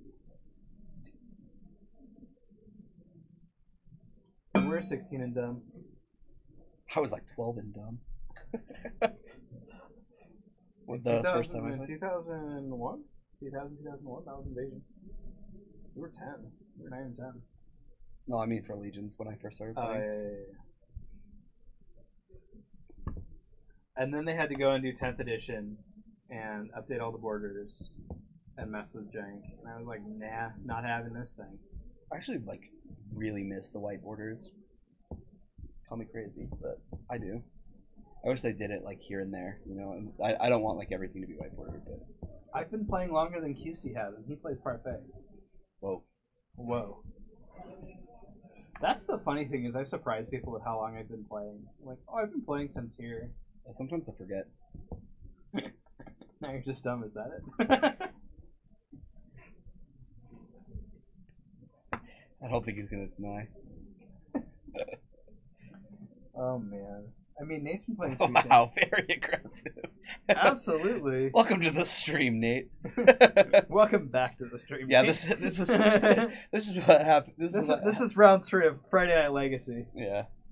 But also, Nate, you need to send me a false cure list because I need false cure in my life.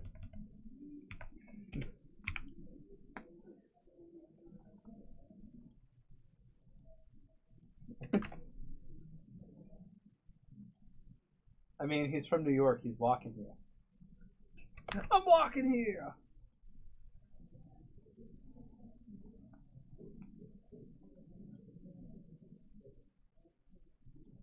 I mean, I also just want a good Legacy false cure list, but I do want the false cure pre-modern list. That'd be sweet.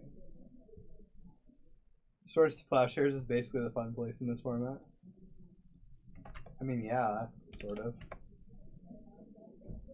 Rexter doesn't love Swords to Plowshares, but it's not like the worst. I'm from Montreal, basically Canada's New York. I'm walking. Now, how would you say that in French? I don't know what this. Oh man. Je suis humble. I don't know how to say it in French. QC in French. I'm walking here. QC in French. That'll get their attention. I mean, maybe. You don't know. No, I don't. It's true, though.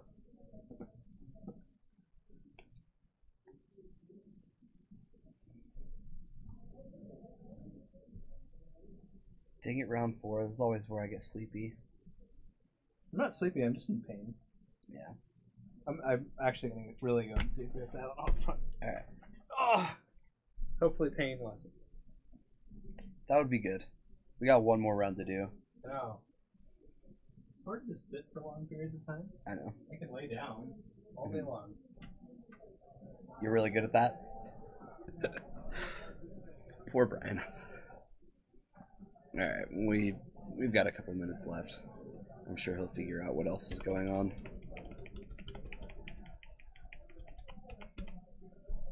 I am upset though, Nate. There's no squee chain here tonight.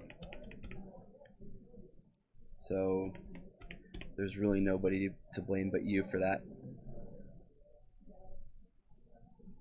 Did Brian get run over by a train or something? No, he got a gastric bypass.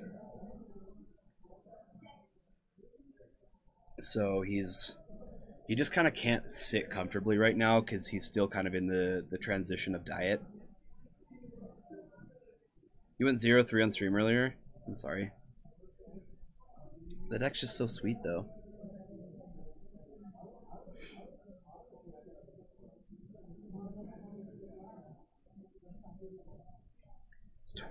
Storm show and tell.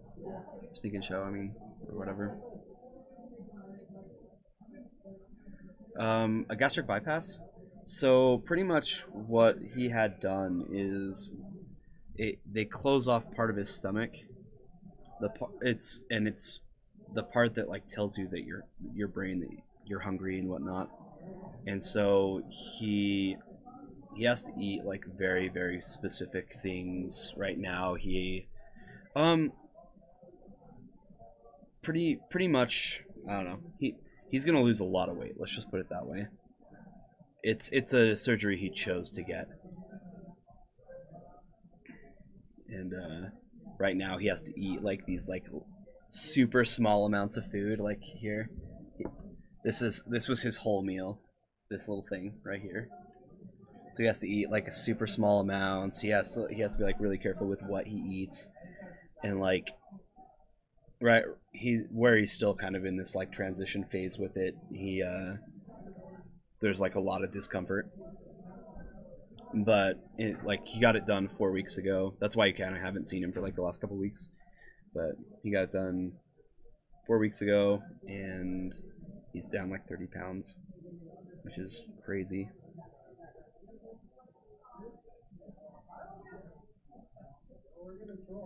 Yeah, he doesn't have much of an appetite. On the bright side, Brian's just good company though. Like he doesn't really eat the same things that I eat anymore because I don't know. And like I'll be like, all right, I'm gonna go get food, and he's like, I'll come. He'll still go and like you know, be social with people who are going out and getting food, which is great.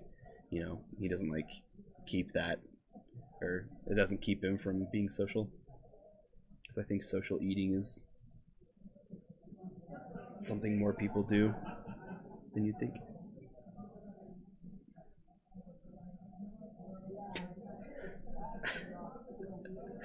Oh, Mikey, you were just on one today.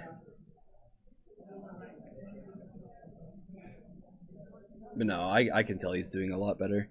The fact that he's been here for like 3 hours and he's only had to stand up like a couple times. So, you find what you need?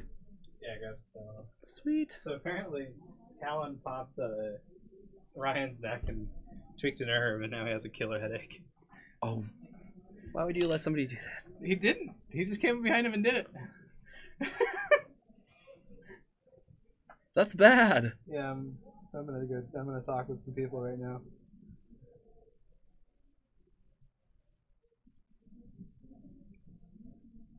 Like, Ryan told Jeff. Remember when Talon's around next? When Talon's around me next, remind me to cut his hands off. Seriously. I'm like, that's a little extreme. You can't be doing that. I don't know. Yeah, see, Captain QC, I'm the same way. Like I eat socially, I drink socially, like heck, I smoke socially.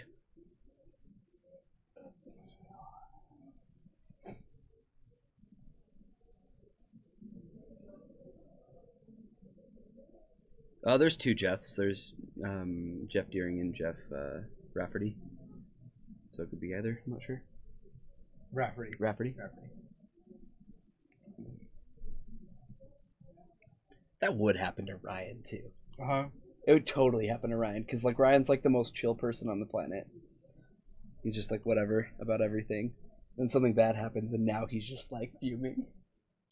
I mean, I would be, but he's Ryan fuming, which is like, this is annoying. Yeah, this is annoying. Jeff's 3-0. No, Jeff's not 3-0. No, our 3-0s are Shay and Paul. 2-1. Shay and Paul. We might have a third 3-0. But Jeff lost round 1. Yeah, we saw Jeff. We saw Jeff lose round 1, Nate.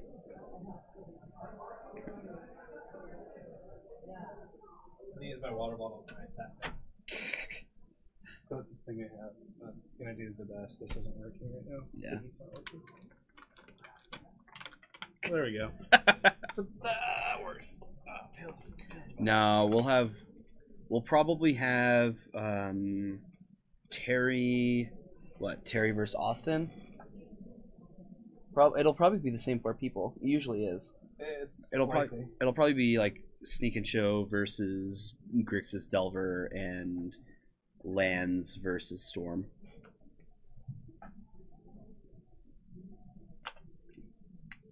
Which is also just a ridiculously awful matchup for Paul. So we'll see. We'll have to see how that goes. Is the Legend owning people? Yep, he's 3-0. Paul will be in our finals. We'll probably start there. Watch him face off with Storm. And then we'll check out what's going on in their other match. Did you check? Do you know where people are in their matches? Are they almost done? Brian? It looked like most everyone was done. Yeah. I'm not sure what we're waiting on. We can punch something into this and see what's going on. I don't see their cursor.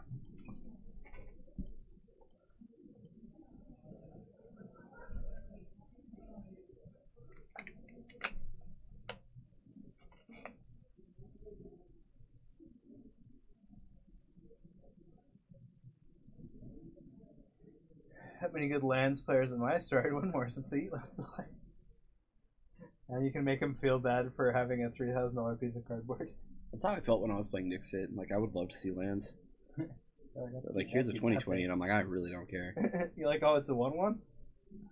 Yeah, it's a 2020. Look at this wasteland that I have. You're like, okay, yeah, you got a colorless mana. Who unbanned Mikey? Hackbird did. Why? He brought him back. Why would you ban him for 27 hours and then unban him? 27.8 hours. Yeah, It looks 27.8. yeah. Oh no, right? It's Terry versus Ryan. Tempest block draft is the pinnacle of the Magic experience. Oh, is Ryan 3-0? No. He might be. He might be a pair down. No. It's Terry versus. No, that's definitely Ryan. Yeah, ask Ryan what his record is. No, he's got to be 2-1. He's got to be 2-1. 2-1 or 3-0? We just wanted to see if there were any other 3-0. It's just these two. All right, let's get started, guys. They're sitting down. We've actually put you on camera a couple times, but it's only every time you get stopped in the face.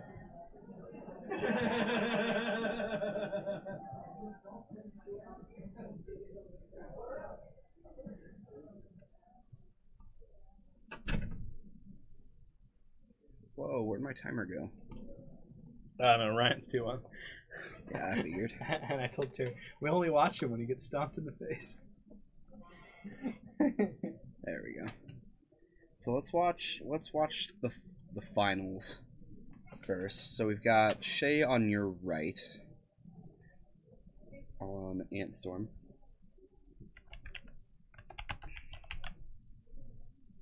Why play Humility Bloodmoon when you can just play Overwhelming Splendor?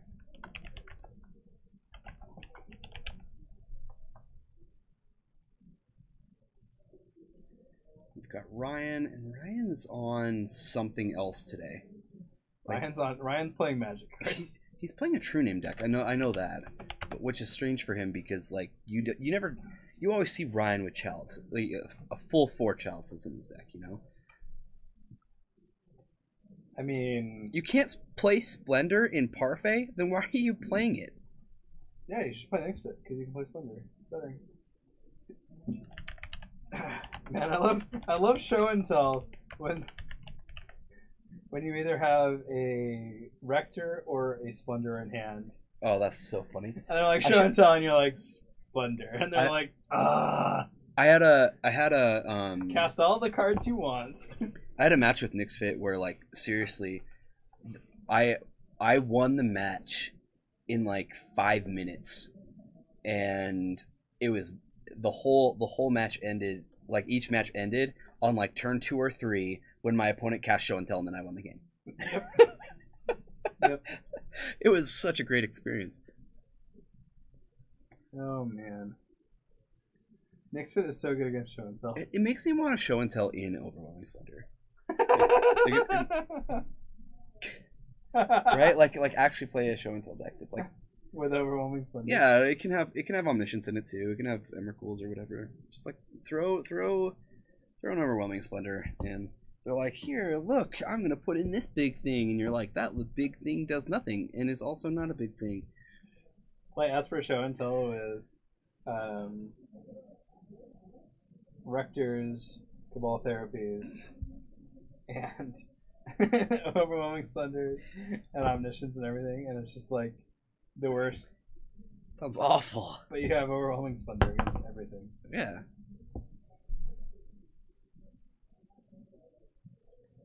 So actually, all it should be is just Nick's Fit with show and tells in it. That's all it really needs to be.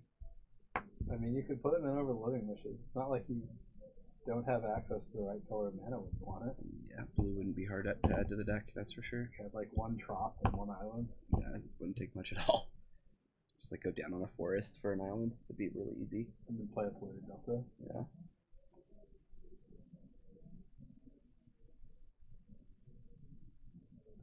I think we know what the next thing you're gonna try out once you get back to PCG. No, you don't. Yeah, I definitely will. That sounds amazing. If I get back to daily MTGO, of course I'm going to. What's going on? Sheltered Thicket. Shay's like K, turn 1. They're just watching Shay's name slowly go across the screen. That's exactly what I was doing. It's just like... Yeah.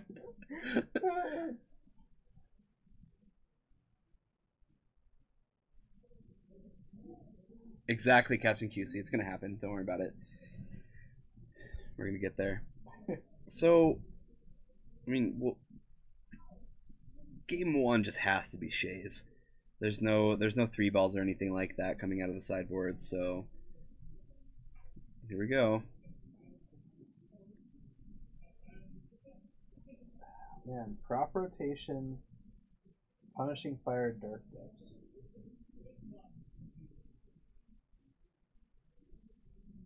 Next turn you can go Dark Depths, Crop Rot, Thespian Stage. If you draw a land here, you have the 20/20. Unless it's another Dark Depths.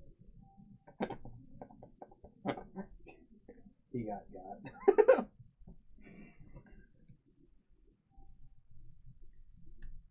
I mean, lands kind of has to turbo out to beat a deck like this. I mean, right? Cast Probe. Hey, you can. I don't need to know what's in your hand. I know. I already know what you have. You have a bunch of land cards.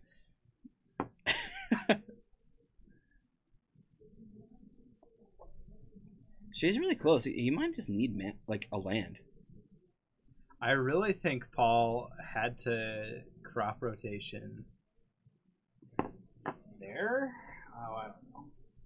Maybe he crop rots on Shay's turn. I mean, if you crop rot on Shay's turn, it's still fine. Because you're just going to get rid of the first Dark Depths because you have 2 more in hand. Because that's how Magic works.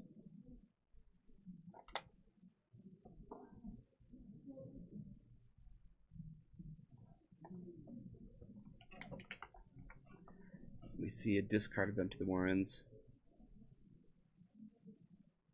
No turn, crop rotation, Okay. Dark Depths. Before the discard. Yeah. And Shay must have had a really good hand to keep a single Lotus Petal hand. Yeah. I honestly think that if he draws a land, the game's gonna end. But So he has 1 more turn. yeah. About. Well, no, Dark Depths comes down and he's got 2 mana plus the stage. Oh yeah. 1 more turn.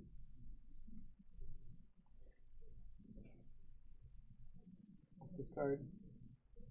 I mean, you play your Depths.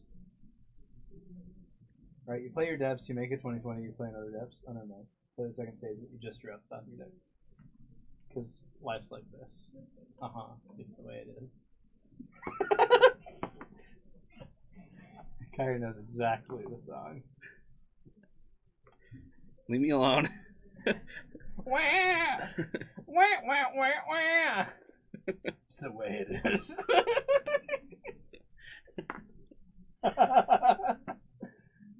Don't laugh, chat. On the way back from California, my wife went through all of Avril Lavigne's albums. And I was going in and out of sleep, and so I'd wake up for random songs and I'd be like, oh, okay, we're still on this. You're like wow. 3 hours later. Back to junior high days. Seriously. It's an Avril Lavigne song. You should know that. Avril Lavigne's from Canada, isn't she? I'm pretty sure she is. Pretty sure she's from the East Coast, too. Her and Sum 41, I'm pretty sure both of those bands are from the East Coast. I know Rush is.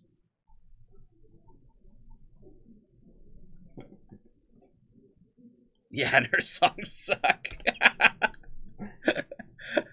She's still Canadian. Means you have to like. Yeah, what does that tell? What does that say about you, Captain Casey? He hates Canada. That's going down a dark road. She doesn't even sing anymore. Yeah, she doesn't. She like full on Miley Cyrus did, or whatever. Lindsay Lohan is the older reference. She's from Toronto. QC's from Montreal. You may as well spit on him.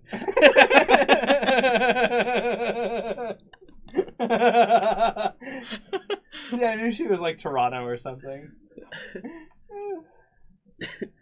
We're from the West Coast in America. We don't know. Stuff. Vancouver's the only kind of Canada that we understand. And Alberta. That's it. I mean, they're basically the same place.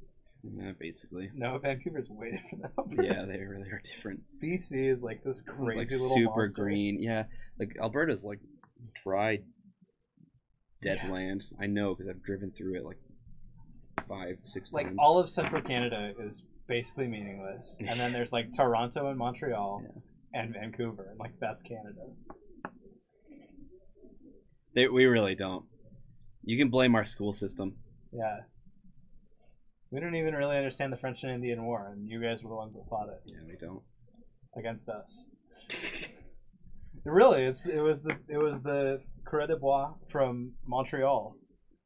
Had French government supporting them, and they bought out Indians, and they fought the British in the northern territories.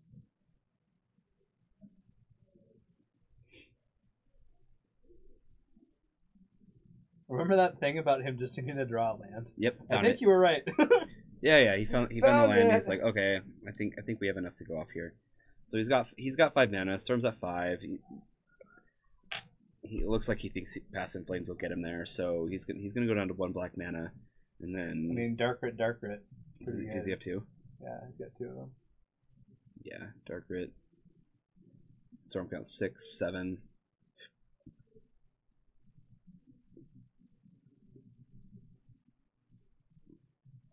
He used to cross the border just to go to Bulk Barn. He gets Canada. Seems like it. I mean, Rochester Buffalo is basically Canada anyways. They just speak American English instead of Canadian English. My dad was born in Canada, but not that part of Canada. Alberta is nothing like that.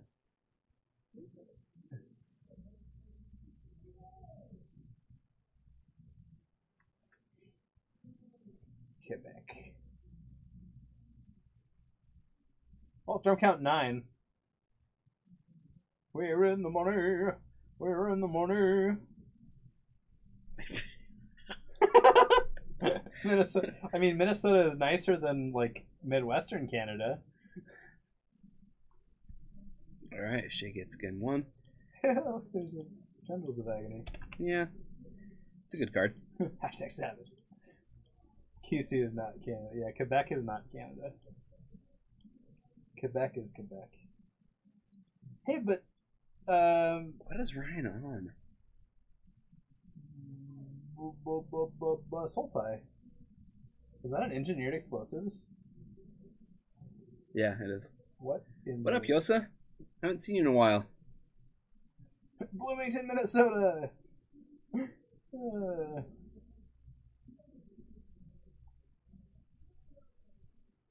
You know, I always forget that Nate is musically inclined and a talented individual.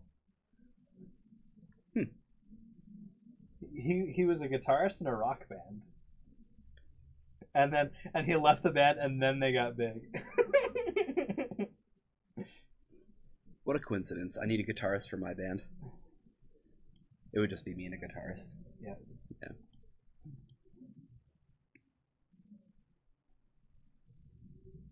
But that's a past life for me.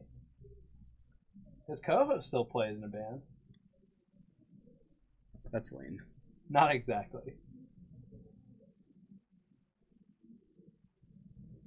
Okay, so it wasn't right after he left the band. He everyone kind of broke up, and then they got back together without him. But he was already done with it. You mean the rest of the story is not talented? As far as musically, I mean, Alton is very talented musically. He can play 30 some odd instruments. No, he actually writes music, but more classical stuff. Talon plays the piano. I'm a vocalist. I have played violin and drums. I mean, I went to school for vocals, so yeah. I was in a choir when I started playing Magic. That I did not know. Yeah, when I was about 7, 8, I was in a choir. Your parents made you do it. Yeah, my mom did, but actually, your mom still does a bunch of choir stuff. Yeah, she does. Yeah. Heaska Ward, thank you so much for the follow. Appreciate that, guys. On that note, guys, give us a follow. I think Austin if you're plays new here. I think Austin plays piano. I think Rachel plays an instrument. Does she really? Or sings. I thought she did. I haven't been given that impression, but I'm not sure. Maybe I just expect plenty of everyone music. to play We have instruments. Plenty of music around here. Yeah, and Patrick's a vocalist as well. Patrick's a vocalist. Yeah. So vexed as to what you heard when I told you the story. Rachel plays mayonnaise. Okay. Is mayonnaise an instrument? I don't know what I heard at this point, Nate. All I can remember is that you're a guitarist and you were in a band, and then things happened, and then they Events occurred. And then you weren't a part of the band, and then they became more known regionally or something.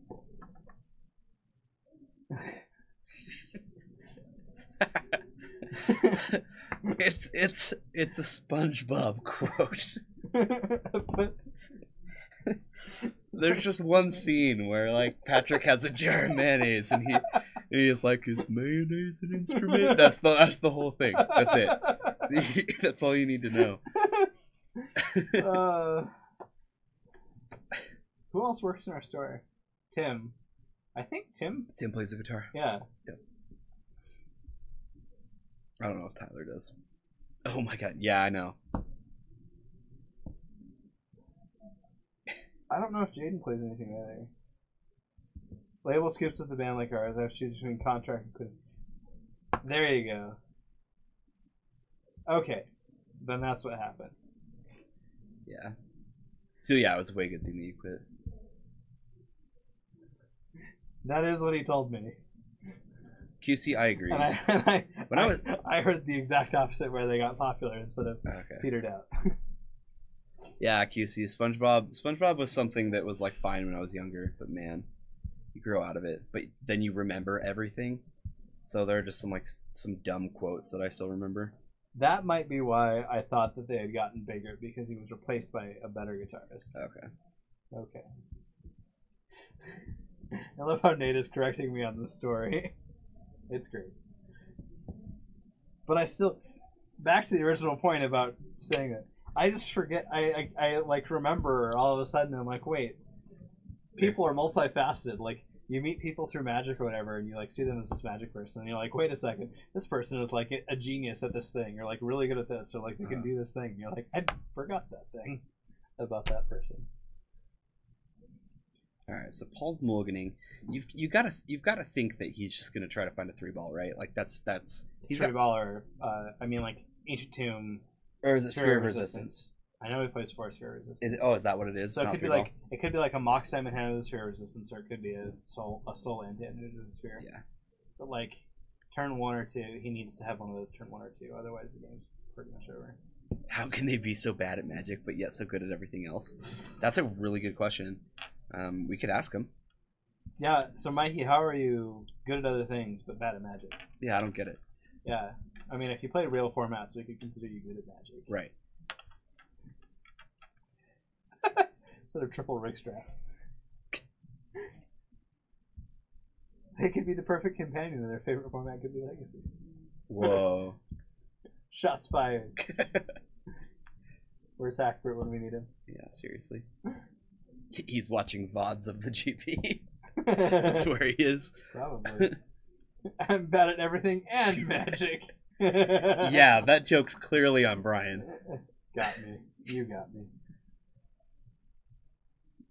Alright, Ghost Quarter is the starting. See, I'm not good at anything else. Yeah, he's got the Sphere. We've got Preordain. So, Shay either needs to go off before the Sphere hits, or he needs to find something to bounce the Sphere. Or he needs a lot of mana. A lot of mana. Yeah, I mean, Chain of Vapor is a card. Yeah. Echoing Truth does it as well. Phil was 4-0 and then 4-2 at the GP. How did he end up doing? He was on... Was he on Esper Mentor? Is that what he ended up on? I think that's what we talked about. By the way, Nate, I enjoy the cast way more when it's just you and Zach and potentially a guest. I do not love Phil on the cast. He antagonizes and attention seeks, and it's just can I just listen to Nate and Zach talk about Legacy. And Hackbert. Hackbert would be a better co-host. Hackbert is excellent. Yeah, you're right. Oh, I've been saying I say everything online. Yeah, he doesn't have too much of a filter. Well, yeah, you do. I have a pretty decent filter. I'm critiquing the podcast. I enjoyed listening to it more before he came on. I enjoyed the one episode when he first came on, and then I really enjoyed when Hackbert came on and was the guest and Phil wasn't there. Well, I'm probably going to enjoy this episode. Wow, look at this hand. I really like Zach. And there are certainly other people you could have as guest stars, and you could bring people back infrequently. And Phil is great infrequently. Yep, there was a duress, and now we get to do all the things. Yeah, this is just domination. Well, ad nauseam tendrils is the thing. Yep.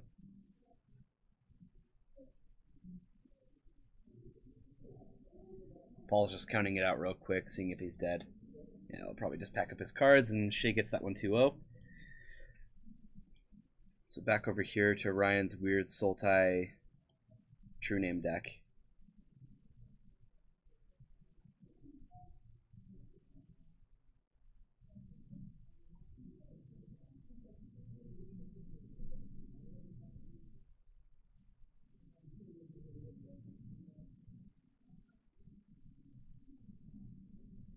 But also, when I say this, it's an opinion and not as a sponsor of your podcast.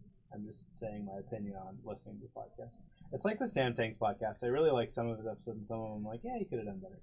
I do that same thing. When Brian doesn't play the beta of Assault Monolith. That's all he told me. Okay, Nate. Like he just said, hey, it's just some weird Sultai True Name deck, and I was like, okay, you do you. There's a Toxic. That seems like a good card to cast. Hey, look, we were talking about that card earlier in Remy's deck. Yeah, the card's great.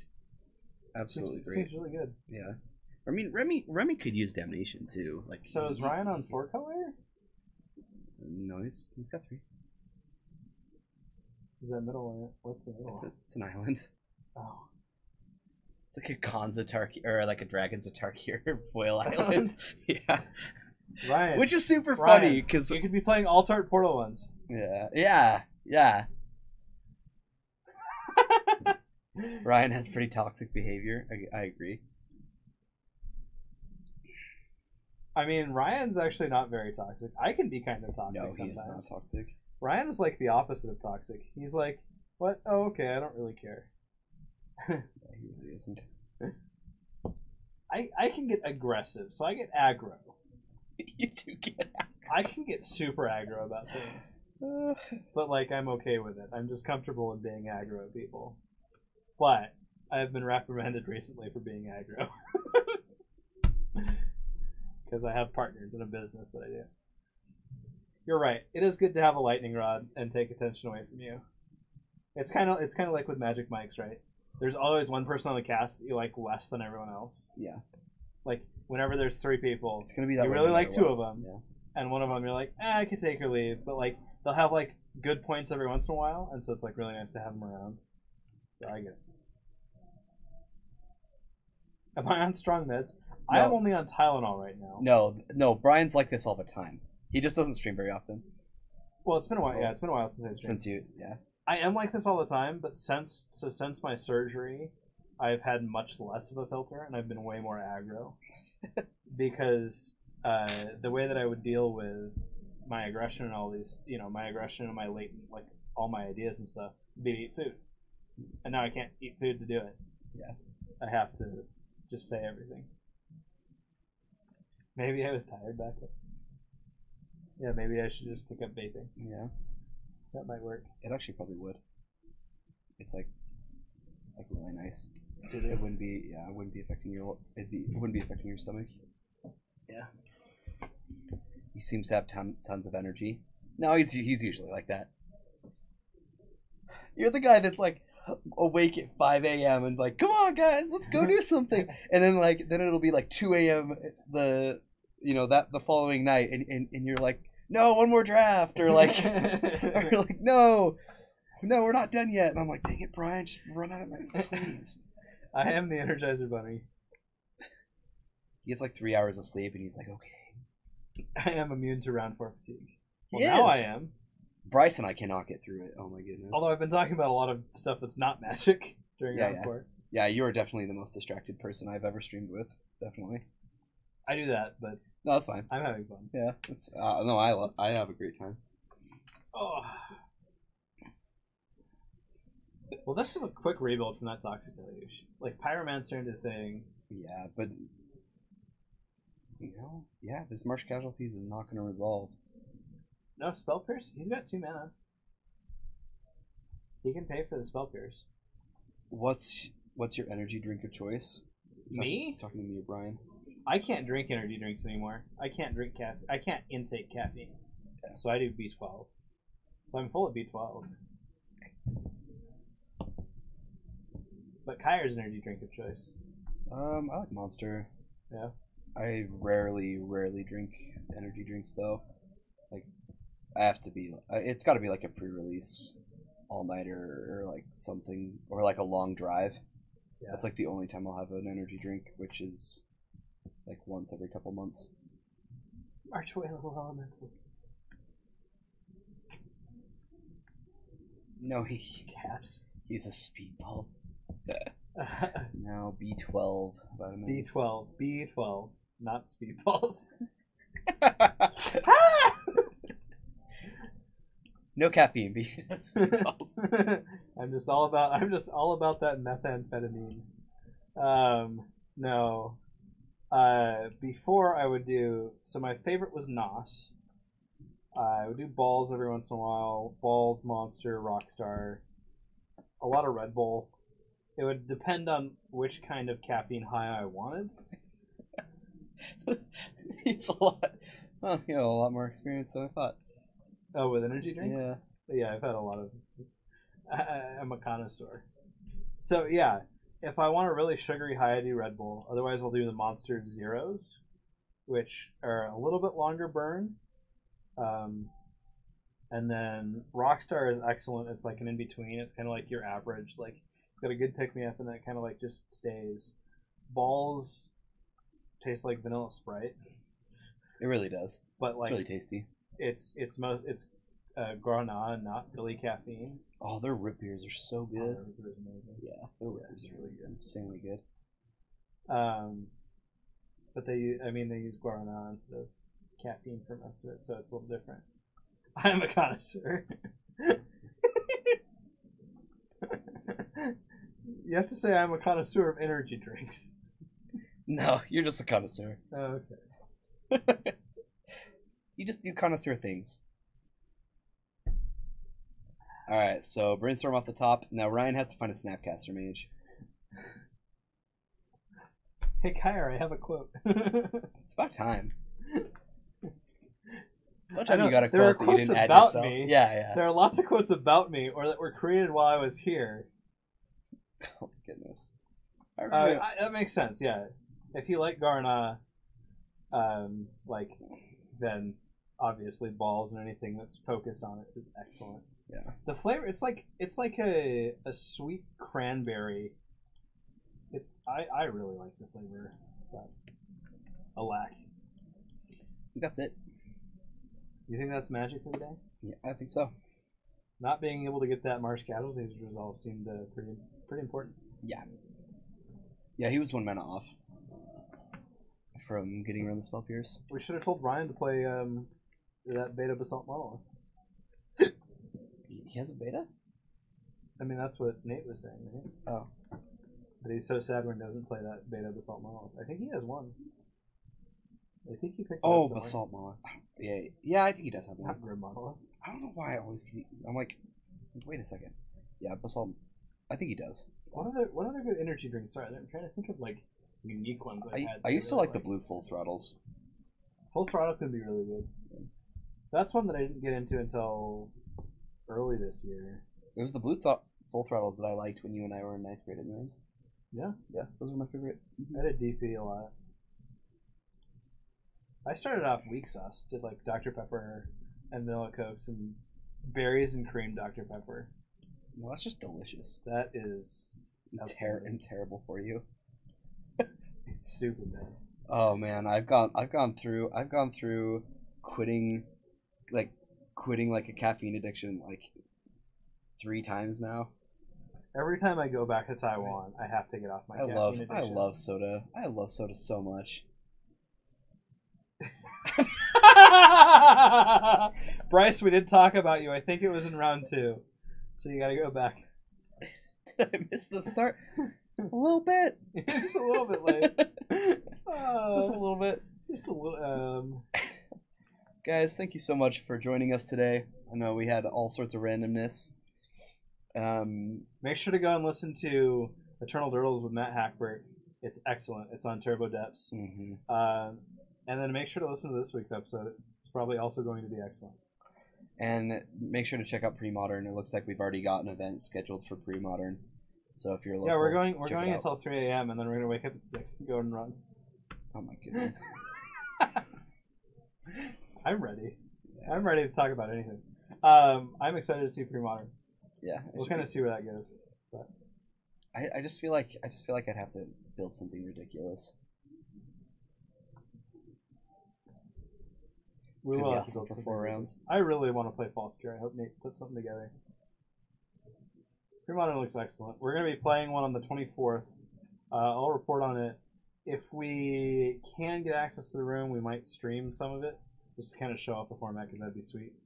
But we'll let you know. We'll let you know beforehand. Yeah. And then as far as Legacy next Tuesday. Yep. And Tuesday, Bryce and I should be here. I think Bryce will be here. Yeah, but I don't want to play. I don't want to play a worse deck than the decks that I already play in Legacy. I know it's a real deck. Nate played it before. Someone's playing it tonight, and they're doing great with it. I think they either went 3-1 or 2-2. I'll probably play it in Legacy at some point, but I want to play it in Pre-Modern because I like stupid combos and silly formats. If your only criteria is in 75 cards to play False Cure. Okay, anyways, Kyra was signing off. Ill Heroes, guys. Appreciate you being here.